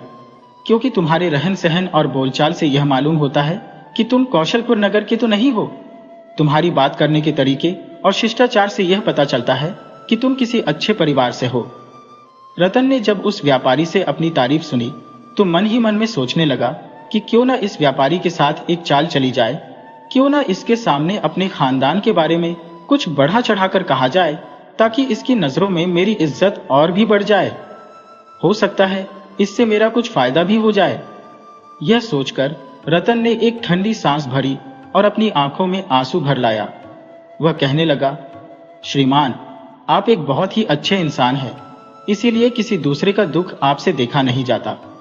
मैं बहुत ही खुश हूं कि आपने मेरी असलियत को पहचान लिया। बात यह है कि मैं एक बहुत ही शरीफ और नेक खानदान से हूं। मेरा गांव प्रीतमपुर है। मैं वहां के सेठ गुलाबचंद का इकलौता बेटा हूं। मेरे पिता अपने इलाके के सबसे बड़े व्यापारी हैं। कुछ दिन पहले ही हमारे गांव से व्यापारियों का एक काफिला कौशलपुर नगर में व्यापार के लिए आया था। अब क्योंकि मुझे भी कौशलपुर नगर में व्यापार करने का बहुत ही शौक था, इसीलिए मैंने अपने पिताजी से आज्ञा लेकर उन व्यापारियों के साथ यहाँ पर चला आया। मेरे कुछ ऊंट और नौकर भी मेरे साथ थे। जब हमारा काफिला कौशलपुर नगर के पास ही पहुंचने वाला था तो लुटेरों के एक दल ने हमारे काफिले पर हमला कर दिया। वे लोग हमारे काफिले का सारा माल लूट कर ले गए। साथ ही उन्होंने काफिले के व्यापारियों, मेरे नौकरों और मुझे भी खूब मारा पीटा। जैसे तैसे मैं अपनी जान बचाकर कौशलपुर में दाखिल हो गया, लेकिन मेरी यहाँ पर किसी से जान पहचान नहीं थी और लाचार होकर मैं इस मंदिर में आकर बैठ गया। जब कोई मेरे गांव से व्यापारियों का काफिला यहाँ पर आएगा या यहाँ से कोई काफिला मेरे गांव जाएगा, तभी मैं अपने गांव वापस जा सकता हूँ। जब तक ऐसा कोई मौका नहीं आता, मैं आप जैसे लोगों की दया पर ही निर्भर हूँ। व्यापारी ने जब यह सारी बातें सुनी तो कहने लगा, अरे नौजवान, तुम ईश्वर पर भरोसा रखो। मुझे पक्का विश्वास है कि जल्दी ही तुम्हारी सारी परेशानियां दूर हो जाएंगी और तुम एक बार फिर से पहले की ही तरह ऐशो आराम की जिंदगी गुजार सकोगे। अब तुम ऐसा करो, मेरे साथ मेरे घर चलो, वहां पर तुम कुछ दिन मेरे साथ रह सकते हो। यह कहकर वह व्यापारी, जिसका नाम मनसुख था, रतन को अपने घर ले आया। मनसुख जब रतन को अपने घर पर ले आया तो उसकी खूब खातिरदारी की गई। मनसुख के घर पर काफी नौकर चाकर थे। जब रतन को वहां पर रहते हुए 3 दिन बीत गए तो एक शाम की बात है, व्यापारी का एक नौकर रतन के पास आया और उसे मकान के एक एकांत कोने में ले जाकर कहने लगा, अरे भाई, क्या तुम जानते हो कि हमारे सेठ जी तुम्हें यहां पर क्यों लेकर आए हैं? रतन ने कहा, तुम्हारा सेठ एक बहुत ही दयालु और नेक दिल इंसान है। उसे मेरी हालत पर दया आ गई, इसीलिए वह मुझे यहां पर ले आया। नौकर कहने लगा, तुम बड़ी भोली हो भाई, असल बात तुम्हें मालूम नहीं है। बात यह है कि हमारे सेठ जी की एक बड़ी ही सुंदर बेटी है, जिसके लिए वह काफी समय से कोई लड़का ढूंढ रहे हैं, लेकिन अभी तक सेठ जी को कोई भी ऐसा लड़का नहीं मिला जो उनको और उनकी बेटी दोनों को पसंद आ जाए। जो लड़का सेठ जी पसंद करते हैं उसे उनकी बेटी मना कर देती है, और जो लड़का बेटी को पसंद आता है उसके लिए सेठ जी राजी नहीं होते। इस तरह से कई रिश्ते टूटने के बाद भी सेठ जी की बिटिया अभी तक कुंवारी है। मुझे लगता है कि जरूर सेठ जी को तुम अपनी बेटी के योग्य लगे हो, इसीलिए वह तुम्हें अपने साथ लेकर हवेली पर आ गए हैं। वह तुम्हारी शादी अपनी बेटी के साथ करना चाहते होंगे। जब रतन ने यह सुना तो उसके हृदय में प्रसन्नता का ज्वार उमड़ पड़ा, किंतु अपनी खुशी को छिपाते हुए उसने नौकर से कहा, अरे भाई, इस बारे में मुझे कुछ ज्ञात नहीं है। तुम्हारे सेठ जी ने मुझसे ऐसी कोई बात नहीं की, लेकिन अच्छा किया जो मुझे बता दिया। देखो भाई, तुम्हें बताना मेरा कर्तव्य था, आगे तुम जानो और तुम्हारा काम। यह कहकर नौकर वहां से चला गया। नौकर के जाने के बाद रतन मन ही मन विचार करने लगा कि सेठ अपनी पुत्री की शादी मुझसे करना चाहता है, और शायद इसका कारण यह है कि मैंने अपने बारे में बढ़ा चढ़ाकर सेठ को सब कुछ झूठ बताया है। मैंने कहा कि मेरे पिता एक व्यापारी है, जबकि मेरे खानदान का भी कोई पता नहीं है। इन्हीं ख्यालों में वह रात बीत गई। अगले दिन प्रातः व्यापारी रतन के पास आया और उससे कहने लगा, बेटा, तुम एक अच्छे घर और खानदानी लड़के हो। मैं चाहता हूं कि मैं तुम्हें अपना दामाद बना लो, अर्थात मेरी इकलौती बेटी सुमन की शादी मैं तुमसे करना चाहता हूँ। रतन, जो कि पहले से ही यह बात जानता था और इसके लिए तैयार भी था, सेठ के सामने अनजान बनने का नाटक करते हुए कहने लगा, अरे सेठ जी, ये आप क्या कहते हैं? मैं भला आपकी बेटी के योग्य कहाँ हूँ? सेठ बोला, बेटा, तुम उस बात की चिंता ना करो, मैं अच्छी तरह से सब कुछ जानता हूँ। अब इस बात में देरी नहीं करनी चाहिए। कल ही मैं तुम्हारी शादी अपनी बेटी से करवाना चाहता हूँ। और फिर रतन सेठ की बेटी से शादी करने के लिए तैयार हो गया। अगले ही दिन रतन की शादी सेठ की बेटी से हो गई। शादी हो जाने के बाद रतन ने जब पहली बार अपनी पत्नी को देखा तो देखता ही रह गया। रतन की पत्नी एक अत्यंत सुंदर लड़की थी। अब रतन मन ही मन बहुत प्रसन्न था कि उसे इतनी सुंदर और सुशील पत्नी मिली है। परंतु दूसरे ही क्षण उसके मन में यह विचार आया कि कहीं उसकी पोल न खुल जाए। अगले दिन जब सुबह सब लोग भोजन कर रहे थे, तभी एक औरत व्यापारी के घर में दाखिल हुई। अंदर आते ही वह जोर जोर से मनसुख पर चिल्लाने लगी, अरे, मैं यह क्या सुन रही हूं? आपने मेरी गैर हाजिरी में सुमन की शादी करवा दी। भला इतनी भी क्या जल्दी थी? मनसुख उस औरत को समझाते हुए कहने लगा, अरे भाग्यवान, इतना अच्छा रिश्ता रोज रोज नहीं मिलता। तुम पहले आराम से बैठो और मेरी बात सुनो। असल बात यह थी कि वह औरत मनसुख की पत्नी यानी सुमन की मां थी। पिछले कुछ दिनों से वह अपने मायके गई हुई थी, लेकिन जब उसे खबर मिली कि उसकी बेटी की शादी कर दी गई है, तो वह बिना देरी किए अपने घर वापस लौट आई। नाराज होते हुए वह अपने पति पर चिल्लाने लगी। मनसुख उसे दूसरे कमरे में ले गया और कहने लगा, देखो भाग्यवान, तुम मेरी बात जरा ठंडे दिमाग से सुनो। ये लड़का कोई मामूली लड़का नहीं है, बल्कि एक बहुत बड़ी सेठ और बड़े खानदान का बेटा है। मैंने अच्छी तरह से सोच समझकर ही इसकी शादी सुमन के साथ की है। अगर मैं तुम्हारे वापस लौटने का इंतजार करता तो हो सकता है यह लड़का भी हाथ से निकल जाता। इसीलिए मैंने बिना देरी किए अपनी बेटी की शादी इससे करवा दी। इसके बाद पत्नी कहने लगी, मैं कहती हूँ कि आपने सच्चाई जानने की कोशिश की कि यह लड़का जो कहता है वह बात एकदम सच है। भाग्यवान ने कहा, इसमें पता क्या लगाना है? नहीं जी, आप तो एकदम भोले हैं। मुझे उस नौजवान पर बिल्कुल भी विश्वास नहीं है। उसे इस बात का सबूत देना होगा कि वह सचमुच एक बहुत ही अमीर और रईस पिता की औलाद है। आप चलिए मेरे साथ। और फिर मनसुख और उसकी पत्नी दोनों रतन के पास पहुंचे। मनसुख की पत्नी कहने लगी, सुनो नौजवान, हालांकि तुम्हारी शादी मेरी बेटी से हो चुकी है, लेकिन क्योंकि यह शादी मेरी गैर हाजिरी में हुई है, इसीलिए मुझे इस बात की सच्चाई मालूम नहीं है कि क्या तुम सचमुच किसी बड़े ही रईस और अमीर पिता के बेटे हो। अब तुम मेरी बात ध्यान से सुनो। अपनी बात को साबित करने के लिए तुम्हें अपने पिता से 5 ऊंटों के ऊपर कीमती सामान और अशर्फिया लादकर कौशलपुर नगर में मनवानी होगी। इसके लिए तुम्हें 1 सप्ताह का वक्त दिया जाएगा। अगर 1 सप्ताह के अंदर तुम्हारे पिता ने शर्त पूरी नहीं की तो तुम्हें मेरी बेटी को छोड़ना होगा और मैं इस शादी को तोड़वा दूंगी। व्यापारी मनसुख यह सब कुछ सुन रहा था, परंतु वह बीच में कुछ बोल ना सका। रतन ने जब यह सब कुछ सुना तो वह मन ही मन में बहुत घबरा गया, लेकिन अपने डर को छुपाते हुए वह कहने लगा, अरे सासू माँ, इसमें कौन सी बड़ी बात है? आप बिल्कुल निश्चिंत रहें।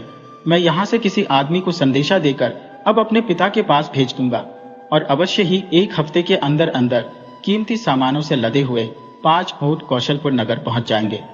आप इस बात की तरफ से बिल्कुल निश्चिंत रहें। तब मनसुख कहने लगा, देखा भाग्यवान, मैं न कहता था कि हमारा दामाद तो एक हीरा है। हीरा, तुम बेकार ही इस पर संदेह कर रही थी। चलो अब निश्चिंत हो जाओ, 1 हफ्ते के अंदर तुम्हारी दी गई शर्त पूरी हो जाएगी। मनसुख और उसकी पत्नी वहां से चले गए। उसी रात रतन ने अपनी पत्नी सुमन को सारी सच्चाई बता दी कि वह किसी सेठ का बेटा नहीं है, बल्कि एक साधारण इंसान है। यह सुनकर सुमन पहले तो घबरा गई, परंतु फिर अपने आप को संभालते हुए कहने लगी, अब आप जैसे भी हो, अमीर हो या गरीब, आप मेरे पति हैं। मैं हमेशा आपके साथ ही रहूंगी। आप चिंता न करें। यदि 1 हफ्ते के अंदर आप शर्त पूरी न भी कर पाए तो भी मैं आपकी पत्नी ही रहूंगी। रतन कहने लगा, सुमन, मुझे तुम्हारी बात पर पूरा विश्वास है, लेकिन इस बात का डर है कि इस मामले में अगर मैं झूठा साबित हुआ तो मेरी सारी इज्जत मिट्टी में मिल जाएगी। अब मुझे समझ में नहीं आ रहा कि मैं क्या करूं। मैं तुम्हें जैसी सुंदर और सुशील पत्नी को खोना नहीं चाहता, और ना ही तुम्हारे माता पिता को दुख पहुंचाना चाहता हूं। इसके बाद वे दोनों सो गए। अब शर्त पूरी होने के लिए सिर्फ 6 दिन ही बचे थे। रतन को अच्छी तरह से मालूम था कि यह शर्त कभी पूरी नहीं हो सकती, लेकिन उसके सास ससुर झूठी आस लगाए हुए बैठे थे। इस तरह से एक दिन और बीत गया। अब तो रतन का दिल बैठा जा रहा था। उसे आने वाले तूफान की चिंता होने लगी। असल बात यह थी कि रतन अब अपनी पत्नी से बहुत ही प्रेम करने लगा था। वह किसी भी कीमत पर उसे खोना नहीं चाहता था। एक एक करके जब 4 दिन बीत गए तो रतन का मन बहुत ही दुखी रहने लगा। रतन अपनी पत्नी को बता चुका था कि वह गीत और संगीत का बहुत ही माहिर है। तो उसकी पत्नी ने एक सितार रतन को थमाते हुए कहा, आप अपने इस दुख को कम करने के लिए गीत संगीत का सहारा लीजिए। रतन ने अपने दिल की बेचैनी को शांत करने के लिए सितार उठाया और धीरे धीरे उसकी धुनों में खो गया। उसके हाथों से निकली संगीत की लहरें जैसे उसकी आत्मा को सुकून देने लगी। उसने एक दर्द भरा प्रेम गीत गुनगुनाया, जिसकी आवाज में वह सारा दुख और बेचैनी घुल मिल गई थी। शाम का समय था जब रतन ने नगर के बीचों बीच बहने वाली नदी के किनारे जाकर अपने सितार की धुन छेड़ी। उसकी मधुर आवाज और संगीत की मंत्रमुग्ध करने वाली धुनों ने वहां घूम रहे 2 यात्रियों का ध्यान खींचा। वे रतन के पास आकर कहने लगे, भाई, तुम्हारा संगीत तो दिल को छू लेने वाला है। क्या तुम हमारे लिए कुछ और गीत गा सकती हो? रतन ने बिना किसी झिझक के अपनी मंजूरी दे दी और आधी रात तक गाता रहा। दरअसल वे दोनों यात्री साधारण नहीं थे। उनमें से एक कौशलपुर नगर का राजा और दूसरा उसका मंत्री था। वे दोनों भेष बदलकर राज्य का भ्रमण कर रहे थे। जब रतन ने गाना बंद किया तो राजा ने उससे पूछा, भाई, तुम्हारा संगीत इतना सुरीला है, पर तुम्हारे गीतों में इतनी वेदना क्यों है? तुम कौन हो? कहां से आए हो? रतन ने सिर झुकाकर जवाब दिया, महाराज, मैं एक झूठा और फरेबी व्यक्ति हूं। मैंने झूठ बोलकर व्यापारी की बेटी से शादी की है और अब अपनी गलती का परिणाम भुगतने वाला हूं। राजा ने उसकी आंखों में झांकते हुए कहा, भाई, तुम्हारे मन में अपनी पत्नी के लिए जो सच्चा प्रेम है वह तुम्हारे गीतों में झलकता है। ईश्वर ने चाहा तो सब कुछ ठीक हो जाएगा। अगली सुबह रतन अपनी पत्नी सुमन से कहने लगा, प्रिय सुमन, आज हमारा आखिरी दिन है। मैं तुम्हारे साथ ये दिन बिताना चाहता हूं। उसी समय रतन की सास की आवाज आई, दामाद जी, जल्दी आइए। आपके पिताजी ने 5 ऊंट कीमती सामानों से लदे हुए भेज दिए हैं। रतन यह सुनकर हैरान रह गया। उसने देखा कि सचमुच ऊंटों पर लदे कीमती सामान और नौकर वहां खड़े थे। नौकरों ने बताया कि ये सामान उनके पिताजी ने भेजा है। रतन को अपनी आंखों पर विश्वास नहीं हो रहा था। वह राजमहल जाकर राजा से मिलने निकला। वहां पहुंचकर उसने देखा कि वही यात्री राजा थे जिन्होंने पिछली रात उसके गीत सुने थे। राजा ने कहा, रतन, तुम्हारे संगीत ने हमें मंत्रमुग्ध कर दिया था। मैंने ही ये कीमती सामान तुम्हारे घर भेजवाए हैं। रतन की आंखों में आंसू आ गए। उसने कहा, महाराज, आपने मेरी मदद क्यों की? राजा ने मुस्कुराते हुए कहा, तुम्हारे गीतों में सच्चा प्रेम झलकता है। आज से तुम हमारे शाही दरबार के संगीतकार हो। तुम्हें हर सुख सुविधा दी जाएगी। रतन ने महाराज का धन्यवाद किया और जब वह अपने ससुराल लौटा तो सब बहुत खुश हुए। इसके बाद रतन अपनी पत्नी को लेकर राजा द्वारा दिए गए मकान में रहने लगा और शाही संगीतकार के रूप में प्रसिद्ध हो गया। तो दोस्तों, मुझे पूरी उम्मीद है कि आपको यह कहानी पसंद आई होगी। कृपया कमेंट करके बताइए और वीडियो को लाइक करना मत भूलिए। ऐसी ही दिलचस्प कहानियां सुनने के लिए चैनल को सब्सक्राइब कर लीजिए।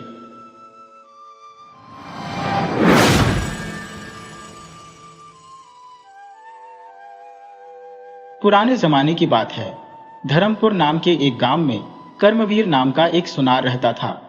उसका काम सिर्फ सोना बेचना ही नहीं, बल्कि अगर किसी जरूरतमंद को जरूरत पड़ती तो वह अपना सोना उसके पास गिरवी रखकर उन्हें ब्याज पर पैसे भी दे देता था। एक दिन की बात है, मयूर नाम का एक आदमी सुनार के पास आया और कहने लगा, सेठ जी नमस्कार, मेरा नाम मयूर है। मुझे अपने घर के खर्च के लिए कुछ धन की आवश्यकता है। मुझे मालूम हुआ है कि आप सोना गिरवी रखकर ब्याज पर पैसे देते हैं, इसीलिए मैं आपके पास आया हूं। सुनार ने कहा, तुमने बिल्कुल ठीक सुना है। मैं कर्ज के रूप में धन दे दूंगा, लेकिन तुम्हारी कोई भी कीमती वस्तु मेरे पास गिरवी रखनी होगी। बताओ, तुम्हारे पास ऐसी कोई वस्तु है? मयूर बोला, सेठ जी, मुझे यह बात पता है, इसीलिए मैं अपने साथ अपने पुश्तैनी गहनों में से एक सुंदर हार लेकर आया हूँ। आप इसे अपने पास गिरवी रख लीजिए और मुझे धन दे दीजिए। ठीक है, दिखाओ तुम अपना पुश्तैनी हार, सुनार ने कहा। इसके बाद सुनार ने मयूर से वह गहने लेकर उनकी जांच करने लगा। जब उसे इस बात की तसल्ली हो गई कि गहने असली सोने के बने हुए हैं, तो सेठ ने मयूर को कर्ज के रूप में कुछ धन दे दिया और फिर कहने लगा, देखो मयूर, वैसे तो मैं इतनी आसानी से किसी को धन नहीं देता, लेकिन तुम्हें देखकर लगता है कि तुम सचमुच किसी मुसीबत में हो। बस इसीलिए मैंने यह हार गिरवी रखकर तुम्हें पैसे दे दिए हैं। अब जब भी तुम्हारे पास कर्ज चुकाने लायक पैसे हो, तो तुम ब्याज समेत मेरी रकम वापस करके अपने गहने ले जा सकते हो। तब तक ये गहने मेरे पास ही पड़े रहेंगे। ठीक है सेठ जी, आपने मेरी जो मदद की उसके लिए आपका बहुत बहुत धन्यवाद। आपकी रकम आपको जल्द से जल्द मैं वापस कर दूंगा और अपने गहने ले जाऊंगा। अब मुझे आज्ञा दीजिए, मैं चलता हूँ, मयूर ने कहा और फिर सेठ के पास अपने गहने गिरवी रखकर और कर्ज की रकम लेकर वहां से चला गया। कुछ दिनों के बाद जब मयूर के हाथ में धन आ जाता है, तो वह सुनार के पास अपने गहने वापस लेने के लिए उसकी दुकान पर गया। उसे देखकर सुनार कहने लगा, अरे मयूर, कैसे हो? सब ठीक चल रहा है?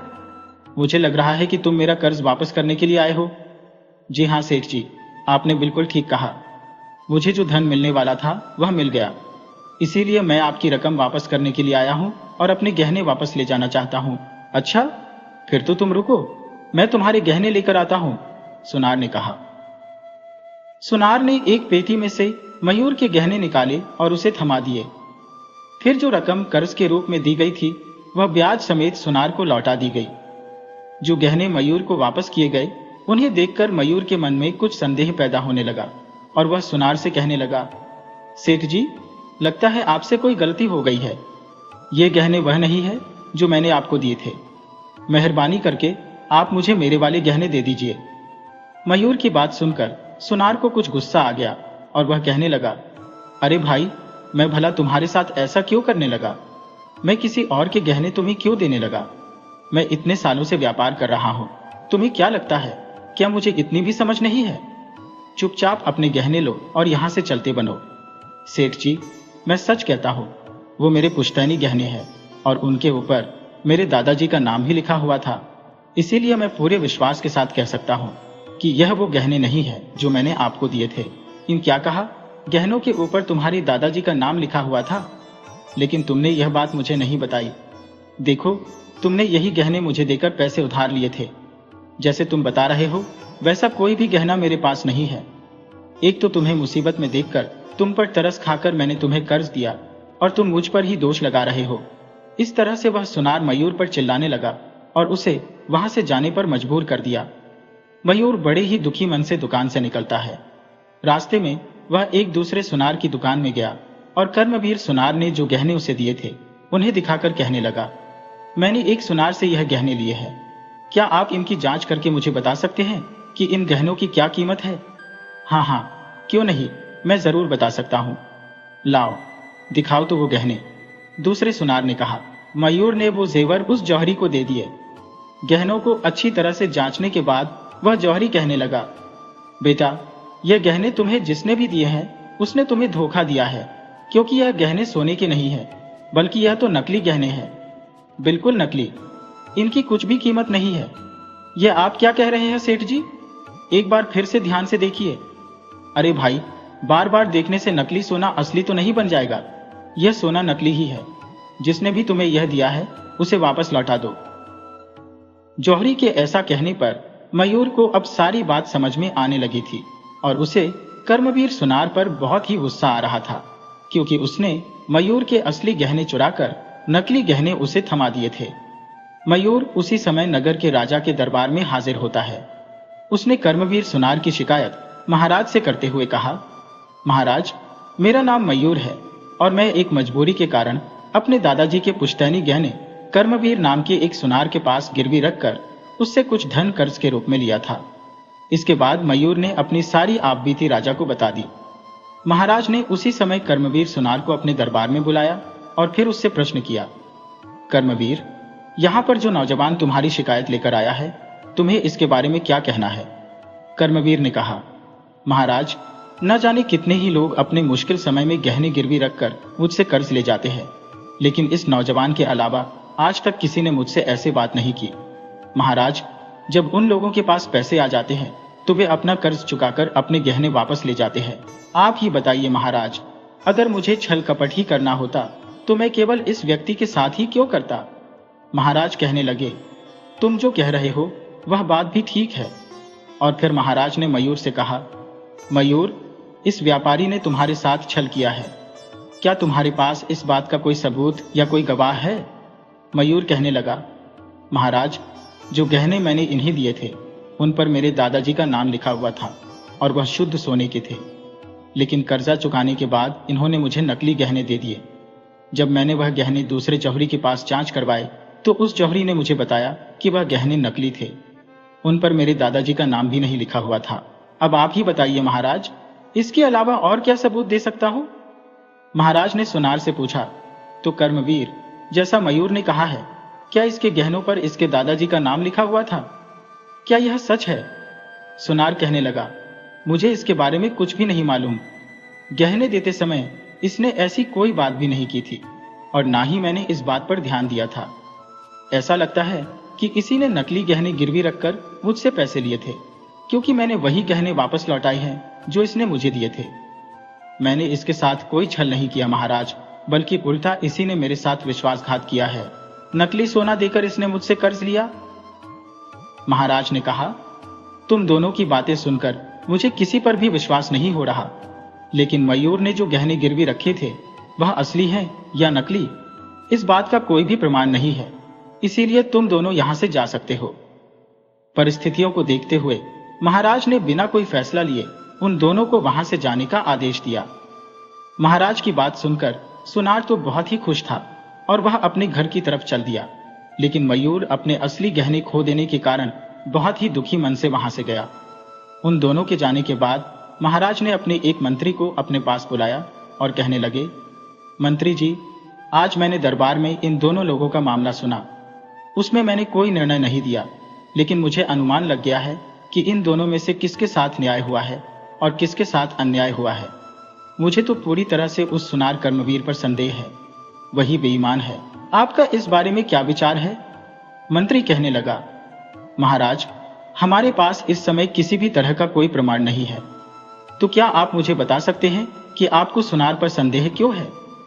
महाराज बोले, मुझे सिर्फ संदेह ही नहीं बल्कि पूरा विश्वास है कि वह सुनार ही असली अपराधी है, क्योंकि सुनार ने कहा था कि उसे नौजवान ने जो जेवर दिए थे वह नकली ही थे, लेकिन कोई भी सुनार नकली सोने को असली सोना समझने की गलती कभी नहीं कर सकता।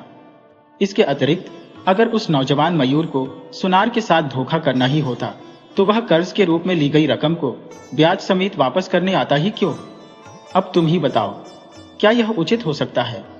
इसीलिए मुझे पक्का विश्वास है कि सुनार ने ही उस नौजवान के साथ धोखेबाजी की है, लेकिन अब समस्या यह है कि इस बात का कोई भी सबूत हमारे पास नहीं है जो यह बात साबित कर सके।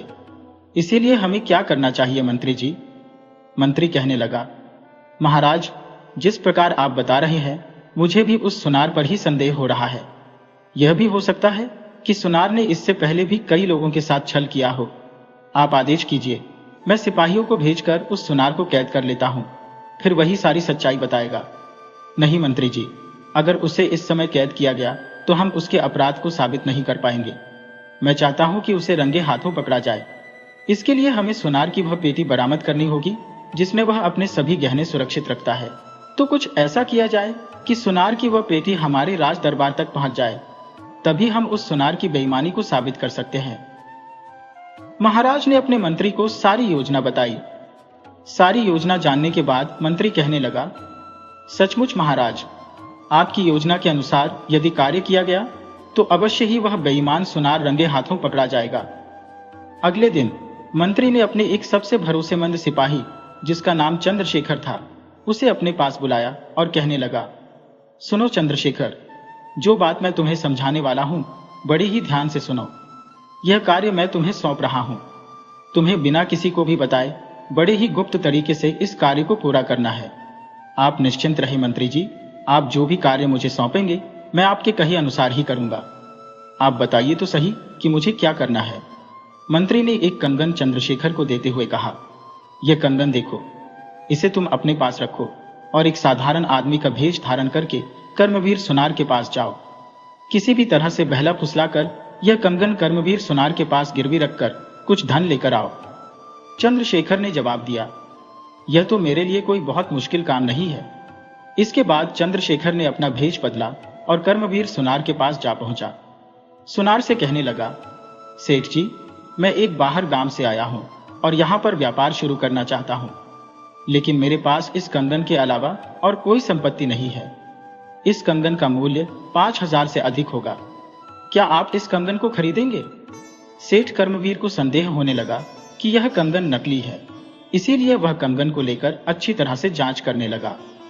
कर्मवीर को विश्वास हो गया कि सचमुच कंगन असली ही था, लेकिन उसे इस बात का भी संदेह हुआ कि सामने वाला व्यक्ति कोई व्यापारी तो नहीं लगता, यह अवश्य ही कंगन को चोरी करके लाया है, यानी यह कंगन चोरी का माल है, इसीलिए यह कंगन मुझे कम से कम कीमत पर खरीदना चाहिए।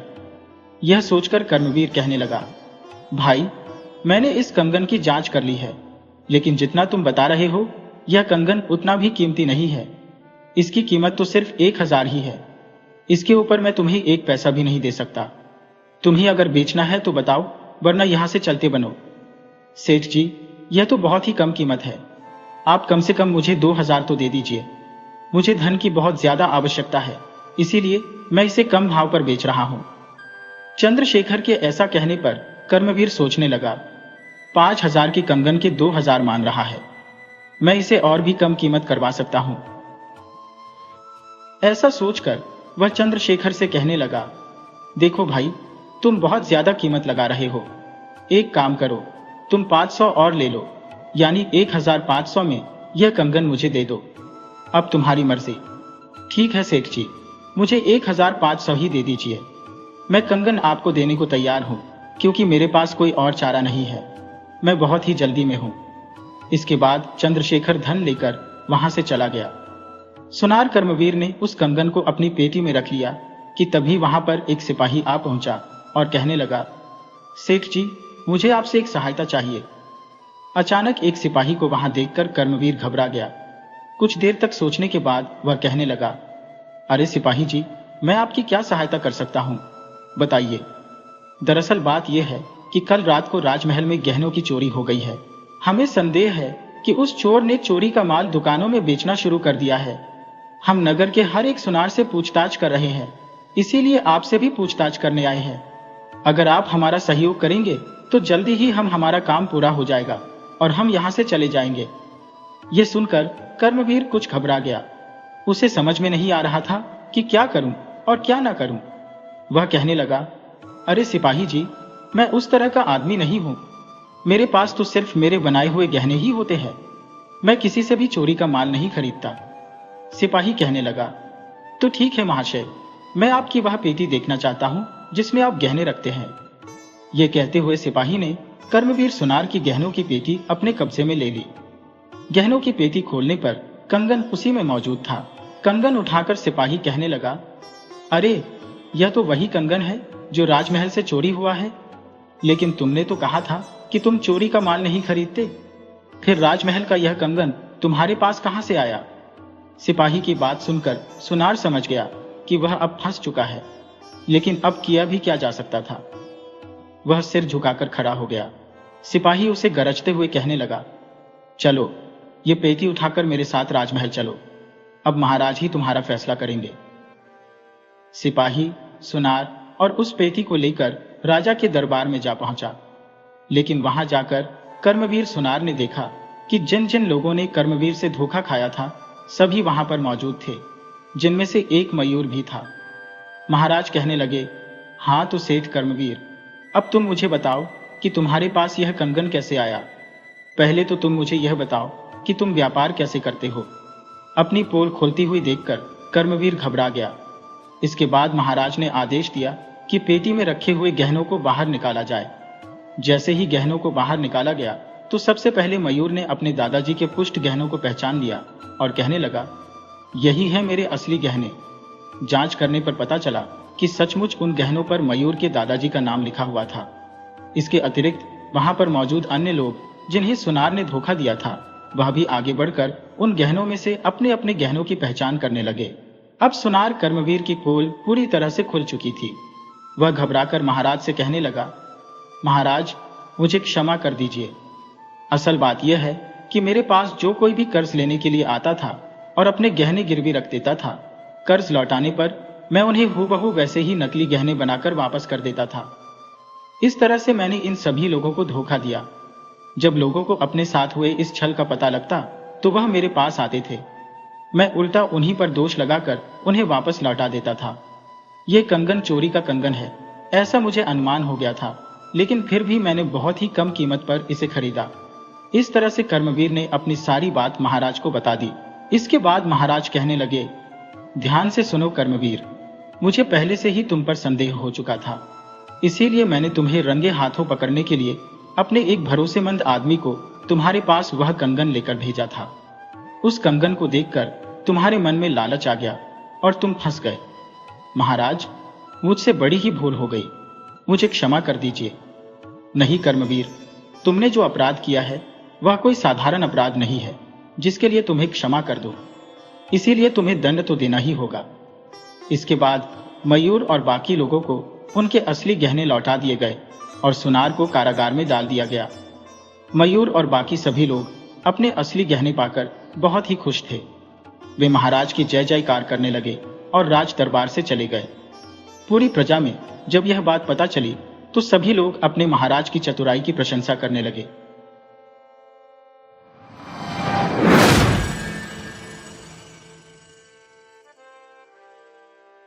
एक बार की बात है, एक शक्तिशाली बादशाह हुआ करता था। वह अपने विजय अभियान में निरंतर अग्रसर रहते हुए कई देशों पर जीत हासिल कर चुका था। एक समय जब वह एक नए देश में पहुंचा तो अचानक बुखार ने उसे घेर लिया। यद्यपि वह इस दुश्मन देश पर विजय प्राप्त कर चुका था, परंतु बुखार की वजह से उसकी स्थिति दयनीय हो गई। बादशाह ने अपने हकीमों को बुलाकर इलाज करने का आदेश दिया, लेकिन कोई भी हकीम उसे ठीक नहीं कर पाया। बुखार से तड़पते हुए बादशाह ने अपने सैनिकों से कहा, 3 दिन हो गए हैं और हमारा कोई भी हकीम हमें ठीक नहीं कर पाया है। इन हकीमों के सिर बाद में कलम करवा देंगे। पहले इस देश के कोने कोने में जाकर किसी अच्छे वैद्य को लेकर आओ। मेरा बुखार कम होने का नाम नहीं ले रहा है। सर दर्द और बेचैनी बढ़ती जा रही है, नींद भी नहीं आती। अगर शाम तक कोई वैद्य नहीं आया तो मैं तुम सबको कत्ल करवा दूंगा। सैनिक तुरंत वैद्य की तलाश में निकल पड़े। थोड़ी देर बाद जब एक सैनिक वापस आया तो बादशाह ने पूछा, क्या तुमने किसी वैद्य को खोजा? सैनिक ने उत्तर दिया, हुजूर, इस देश का एक बड़ा ही प्रतिष्ठित वैद्य स्वयं ही आपकी सेवा में प्रस्तुत हुआ है। बादशाह ने मुस्कुराने का प्रयास किया परंतु असफल रहा और आश्चर्यचकित होकर बोला, यह बड़ा ही अजीब देश है। कई देश मैंने जीते हैं परंतु ऐसा देश नहीं देखा। वह वैद्य कहाँ है? उसे तुरंत अंदर लेकर आओ। सैनिक ने उत्तर दिया, हुजूर, वह बाहर खड़ा है। आपका आदेश हो तो अभी लेकर आता हूं। बादशाह ने गुस्से में कहा, बकवास बंद करो, इसमें आदेश की क्या जरूरत है? समय पर काम करने के लिए अक्ल तुम में है नहीं। जल्दी जाओ और उसे लेकर आओ। बादशाह इतने जोर से बोल रहा था कि बाहर खड़ा वैद्य बिना बुलाए ही अंदर चला आया। मुस्कुराते हुए उसने कहा, बुलाने की जरूरत नहीं, मैंने अक्ल से काम लिया और खुद ही चला आया। बादशाह ने उसे देखते ही चौंक कर कहा, यह तो कोई दिव्य प्रकट हो गया हो। क्षण भर के लिए बादशाह अपनी बीमारी को भूल गया। उधर वैद्य भी बादशाह की सूरत का निरीक्षण करने लगा। बादशाह ने अपनी नब्ज दिखाने के लिए हाथ बढ़ाया पर वैद्य ने गर्दन हिलाते हुए कहा, ना ना, नब्ज देखने की बजाय मैं सूरत और आंखों को देखता हूं। यह मियादी बुखार है, 27 दिन से पहले नहीं उतरेगा। वैद्य ने कुछ देर रुककर कहा, अब तक जो खाया पिया उसकी बात करने का कोई मतलब नहीं है, परंतु आज से भारी भोजन, मांस, मदिरा सब बंद। बुखार उतरने के बाद भी पूरे 15 दिन तक परहेज करना पड़ेगा, वरना बीमारी लौट सकती है और खतरनाक हो सकती है। बादशाह भीतर ही भीतर डर गया। युद्ध में हजारों की हत्या करने वाले को अपनी मौत का भय सताने लगा। वह तनिक हकलाते हुए बोला, खतरा किस बात का? मामूली बुखार से कैसा खतरा? साफ साफ बताओ। वैद्य ने कहा, यह मामूली बुखार नहीं है। 3 दिन जो बिस्तर परजी की है उसका भी बुरा असर हुआ है। अगर आप पूरी सावधानी बरते तभी उपचार करूंगा, अन्यथा नहीं। वैद्य की यह बातें सुनकर बादशाह और सैनिक दोनों ही नाराज हो गए। सैनिक ने तलवार की मूठ कसकर पकड़ी। बादशाह गुस्से में बोला, किसी सम्राट के आदेश की अवहेलना का मतलब जानते हो? और फिर मैं तो बादशाह हूं, मेरी शोहरत नहीं सुनी क्या? वैद्य ने उत्तर दिया, खूब सुनी है और आंखों से देखी भी है, आपका हिंसक रूप भी देखा है। सम्राट कुछ गहरे सोच में पड़ गया। वैद्य की परिपक्व दृष्टि ने उसे लक्षित किया। वैद्य आगे कुछ कहने वाला था कि बादशाह बोला, फिर भी तुम मेरे इलाज के लिए स्वयं चलकर आए, बात कुछ समझ में नहीं आई। वृद्ध वैद्य ने होठों पर मुस्कान लाते हुए कहा, इसमें समझने लायक कुछ भी भेद नहीं है। देश के प्रति मेरी निष्ठा और रोगी के प्रति मेरा कर्तव्य, यह दो अलग अलग बातें हैं। दोनों को मिलाकर देखने से ही झमेला होता है। बादशाह ने गर्वित स्वर में कहा, मैं बादशाह हूं, महान बादशाह, विश्व सम्राट। वैद्य ने जवाब दिया, मुझे पूरा होश है, तभी तो बिना बुलाए चला आया। बादशाह ने तत्काल कहा, मेहरबानी करके अब यह चर्चा बंद करें। बाकी सब औषधियां तो मैं लाया हूं, पर एक जड़ी बूटी जंगल से लानी पड़ेगी। बिना आज्ञा लिए ही वैद्य बाहर की ओर चल दिया। बादशाह ने आज्ञा दी, सुनो, दो सैनिक हरदम इसके साथ रहें। और फिर अपने आप से धीरे धीरे कहने लगा, बड़े विचित्र लोग हैं यहाँ के, क्या बच्चे, क्या बूढ़े और क्या औरतें। थोड़ी देर बाद वैद्य एक कटोरे में काढ़ा लेकर आया और बादशाह को देते हुए बोला, 3-3 घड़ी के बाद मैं खुद अपनी निगरानी में आपको यह दवा पिलाऊंगा।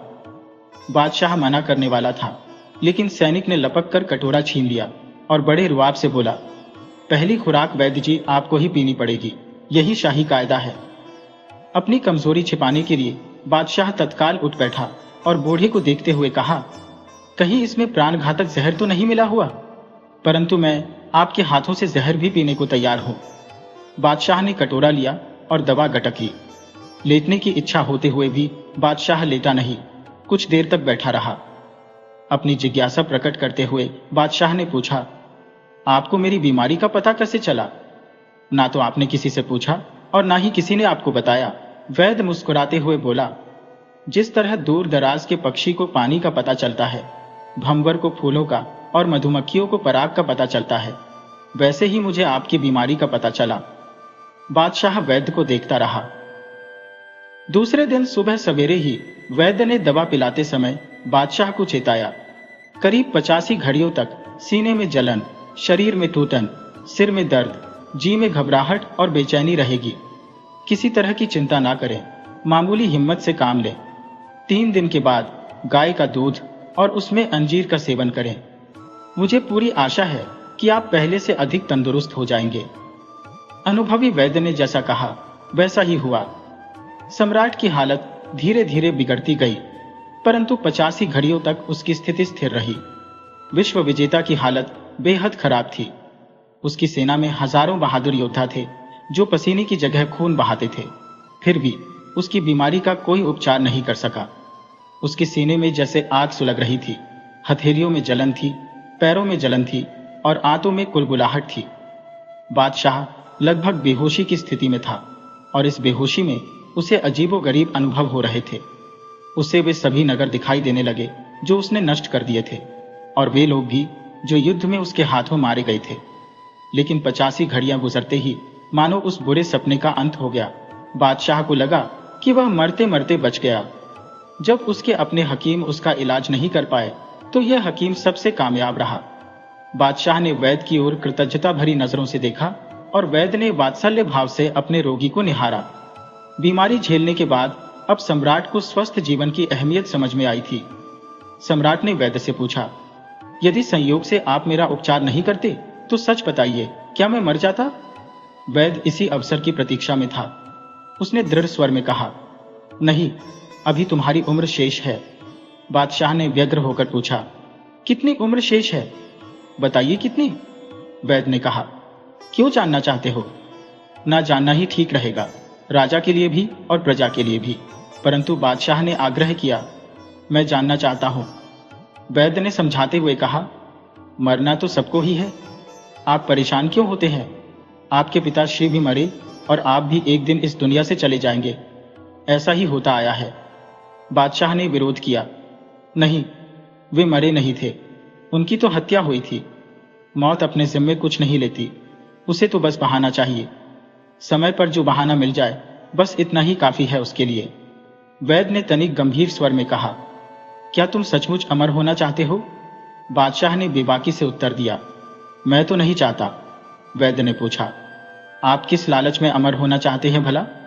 बादशाह ने गर्व से कहा, मेरे पास अमर होने की कई कारण है।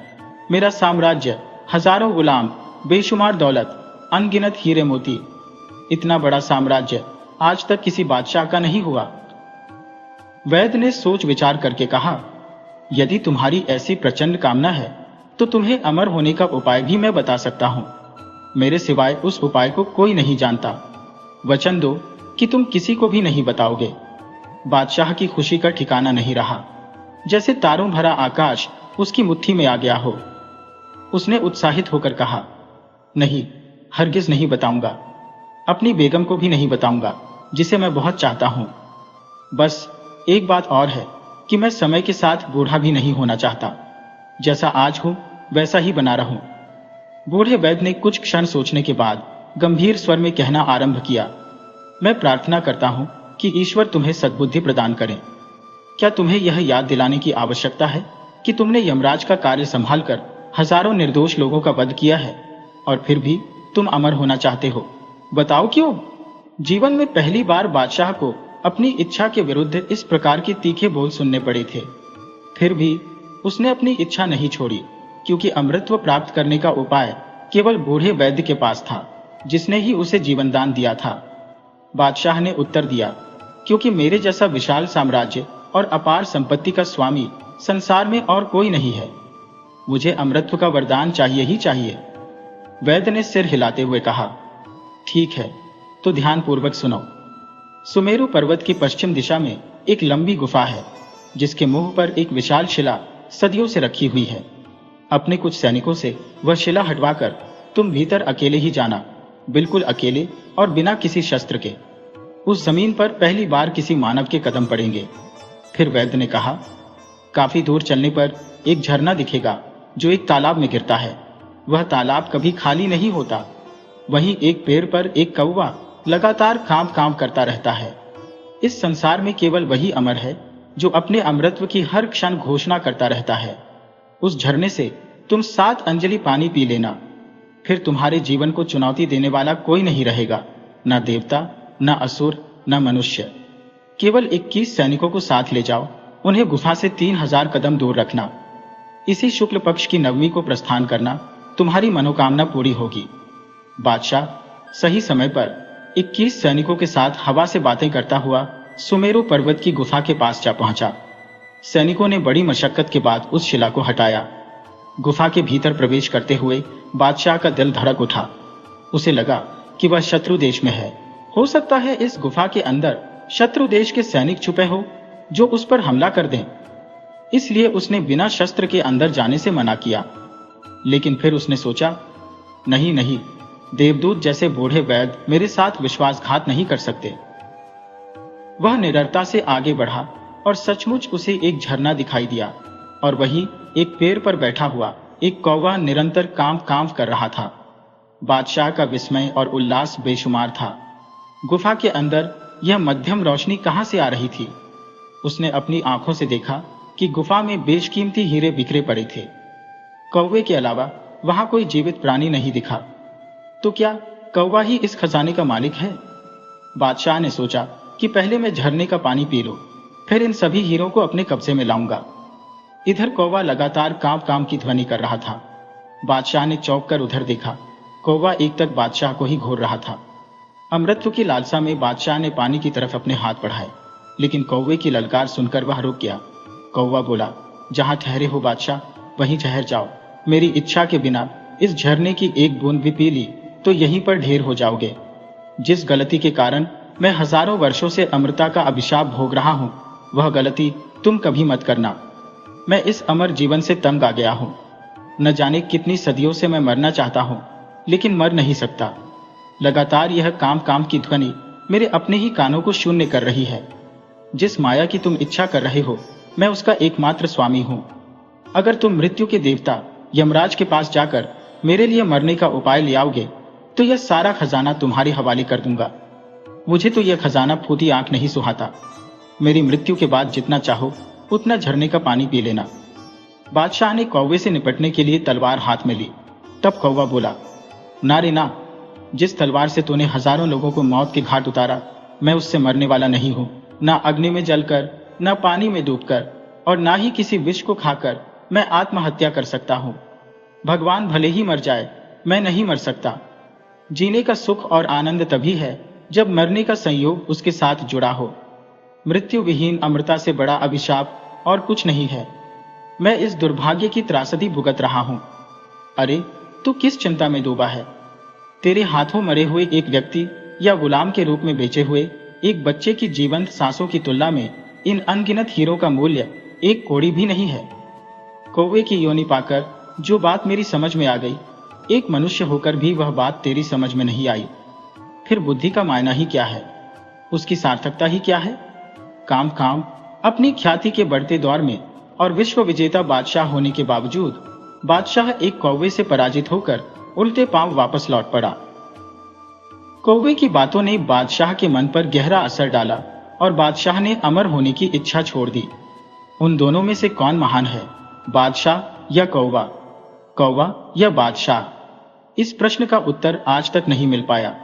बनारस के रहने वाले लाला ज्ञानचंद अपने कमरे में हिसाब किताब जांच रहे थे कि तभी उनके पुत्र बाबू नानक चंद आए और बोले, पिताजी, मैं यहाँ पर पड़े पड़े उकता गया हूँ। आपकी आज्ञा हो तो मैं सैर पर निकल जाऊं। 2-1 महीने में लौट आऊंगा। ज्ञानचंद ने उसकी तरफ तीखी निगाह से देखा और व्यंग्यपूर्ण स्वर में बोले, क्यों, क्या यहां पर तुम्हारे लिए कुछ कम दिलचस्पियां हैं? ज्ञानचंद ने अपने बेटे नानक चंद को सीधे रास्ते पर लाने की बहुत कोशिश की थी, मगर सफल ना हुए। उनकी डांट फटकार और समझाना बुझाना बेकार हुआ। नानक चंद की संगति अच्छी न थी। वह पीने पिलाने और राग रंग में डूबा रहता था। जब ज्ञानचंद ने यह बात सुनी तो उन्हें अच्छा न लगा। तब नानक चंद बेधड़क होकर बोला, यहां पर जी नहीं लगता। कश्मीर की बहुत तारीफ सुनी है, अब वहीं पर जाने की सोचता हूं। ज्ञानचंद ने हंसकर कहा, बहुत अच्छे, तो फिर तुम चले जाओ। नानक चंद ने कहा, तो रुपए तो दीजिए, इस समय मुझे 5,000 की सख्त जरूरत है। ज्ञानचंद ने कहा, ऐसी फिजूल बातें मुझसे मत किया करो, मैं तुम्हें कई बार समझा चुका हूं। नानक चंद ने हट करना शुरू किया और बूढ़े लाला इनकार करते रहे। फिर नानक चंद झुंझलाकर बोला, अच्छा, कुछ मत दीजिए, मैं ऐसे ही चला जाऊंगा। ज्ञानचंद ने कलेजा मजबूत करते हुए कहा, बेशक, तुम में इतनी हिम्मत है तो चले जाओ, वहां पर भी तुम्हारे कई भाई बंधु बैठे हैं। नानक चंद ने कहा, न मुझे किसी की कोई परवाह है, न आपका रुपया चाहिए। आपका रुपया आपको ही मुबारक हो। नानक चंद की यह चाल हमेशा कामयाब रही। वह अकेला लड़का था। बूढ़े लाला साहब डीले पर गए, रुपया दे दिया और खुशामद की। उसी दिन नानक चंद कश्मीर की सैर के लिए रवाना हो गया। मगर नानक चंद यहां से अकेला ना गया था। उसकी प्रेम की बातें आज सफल हो गई थी।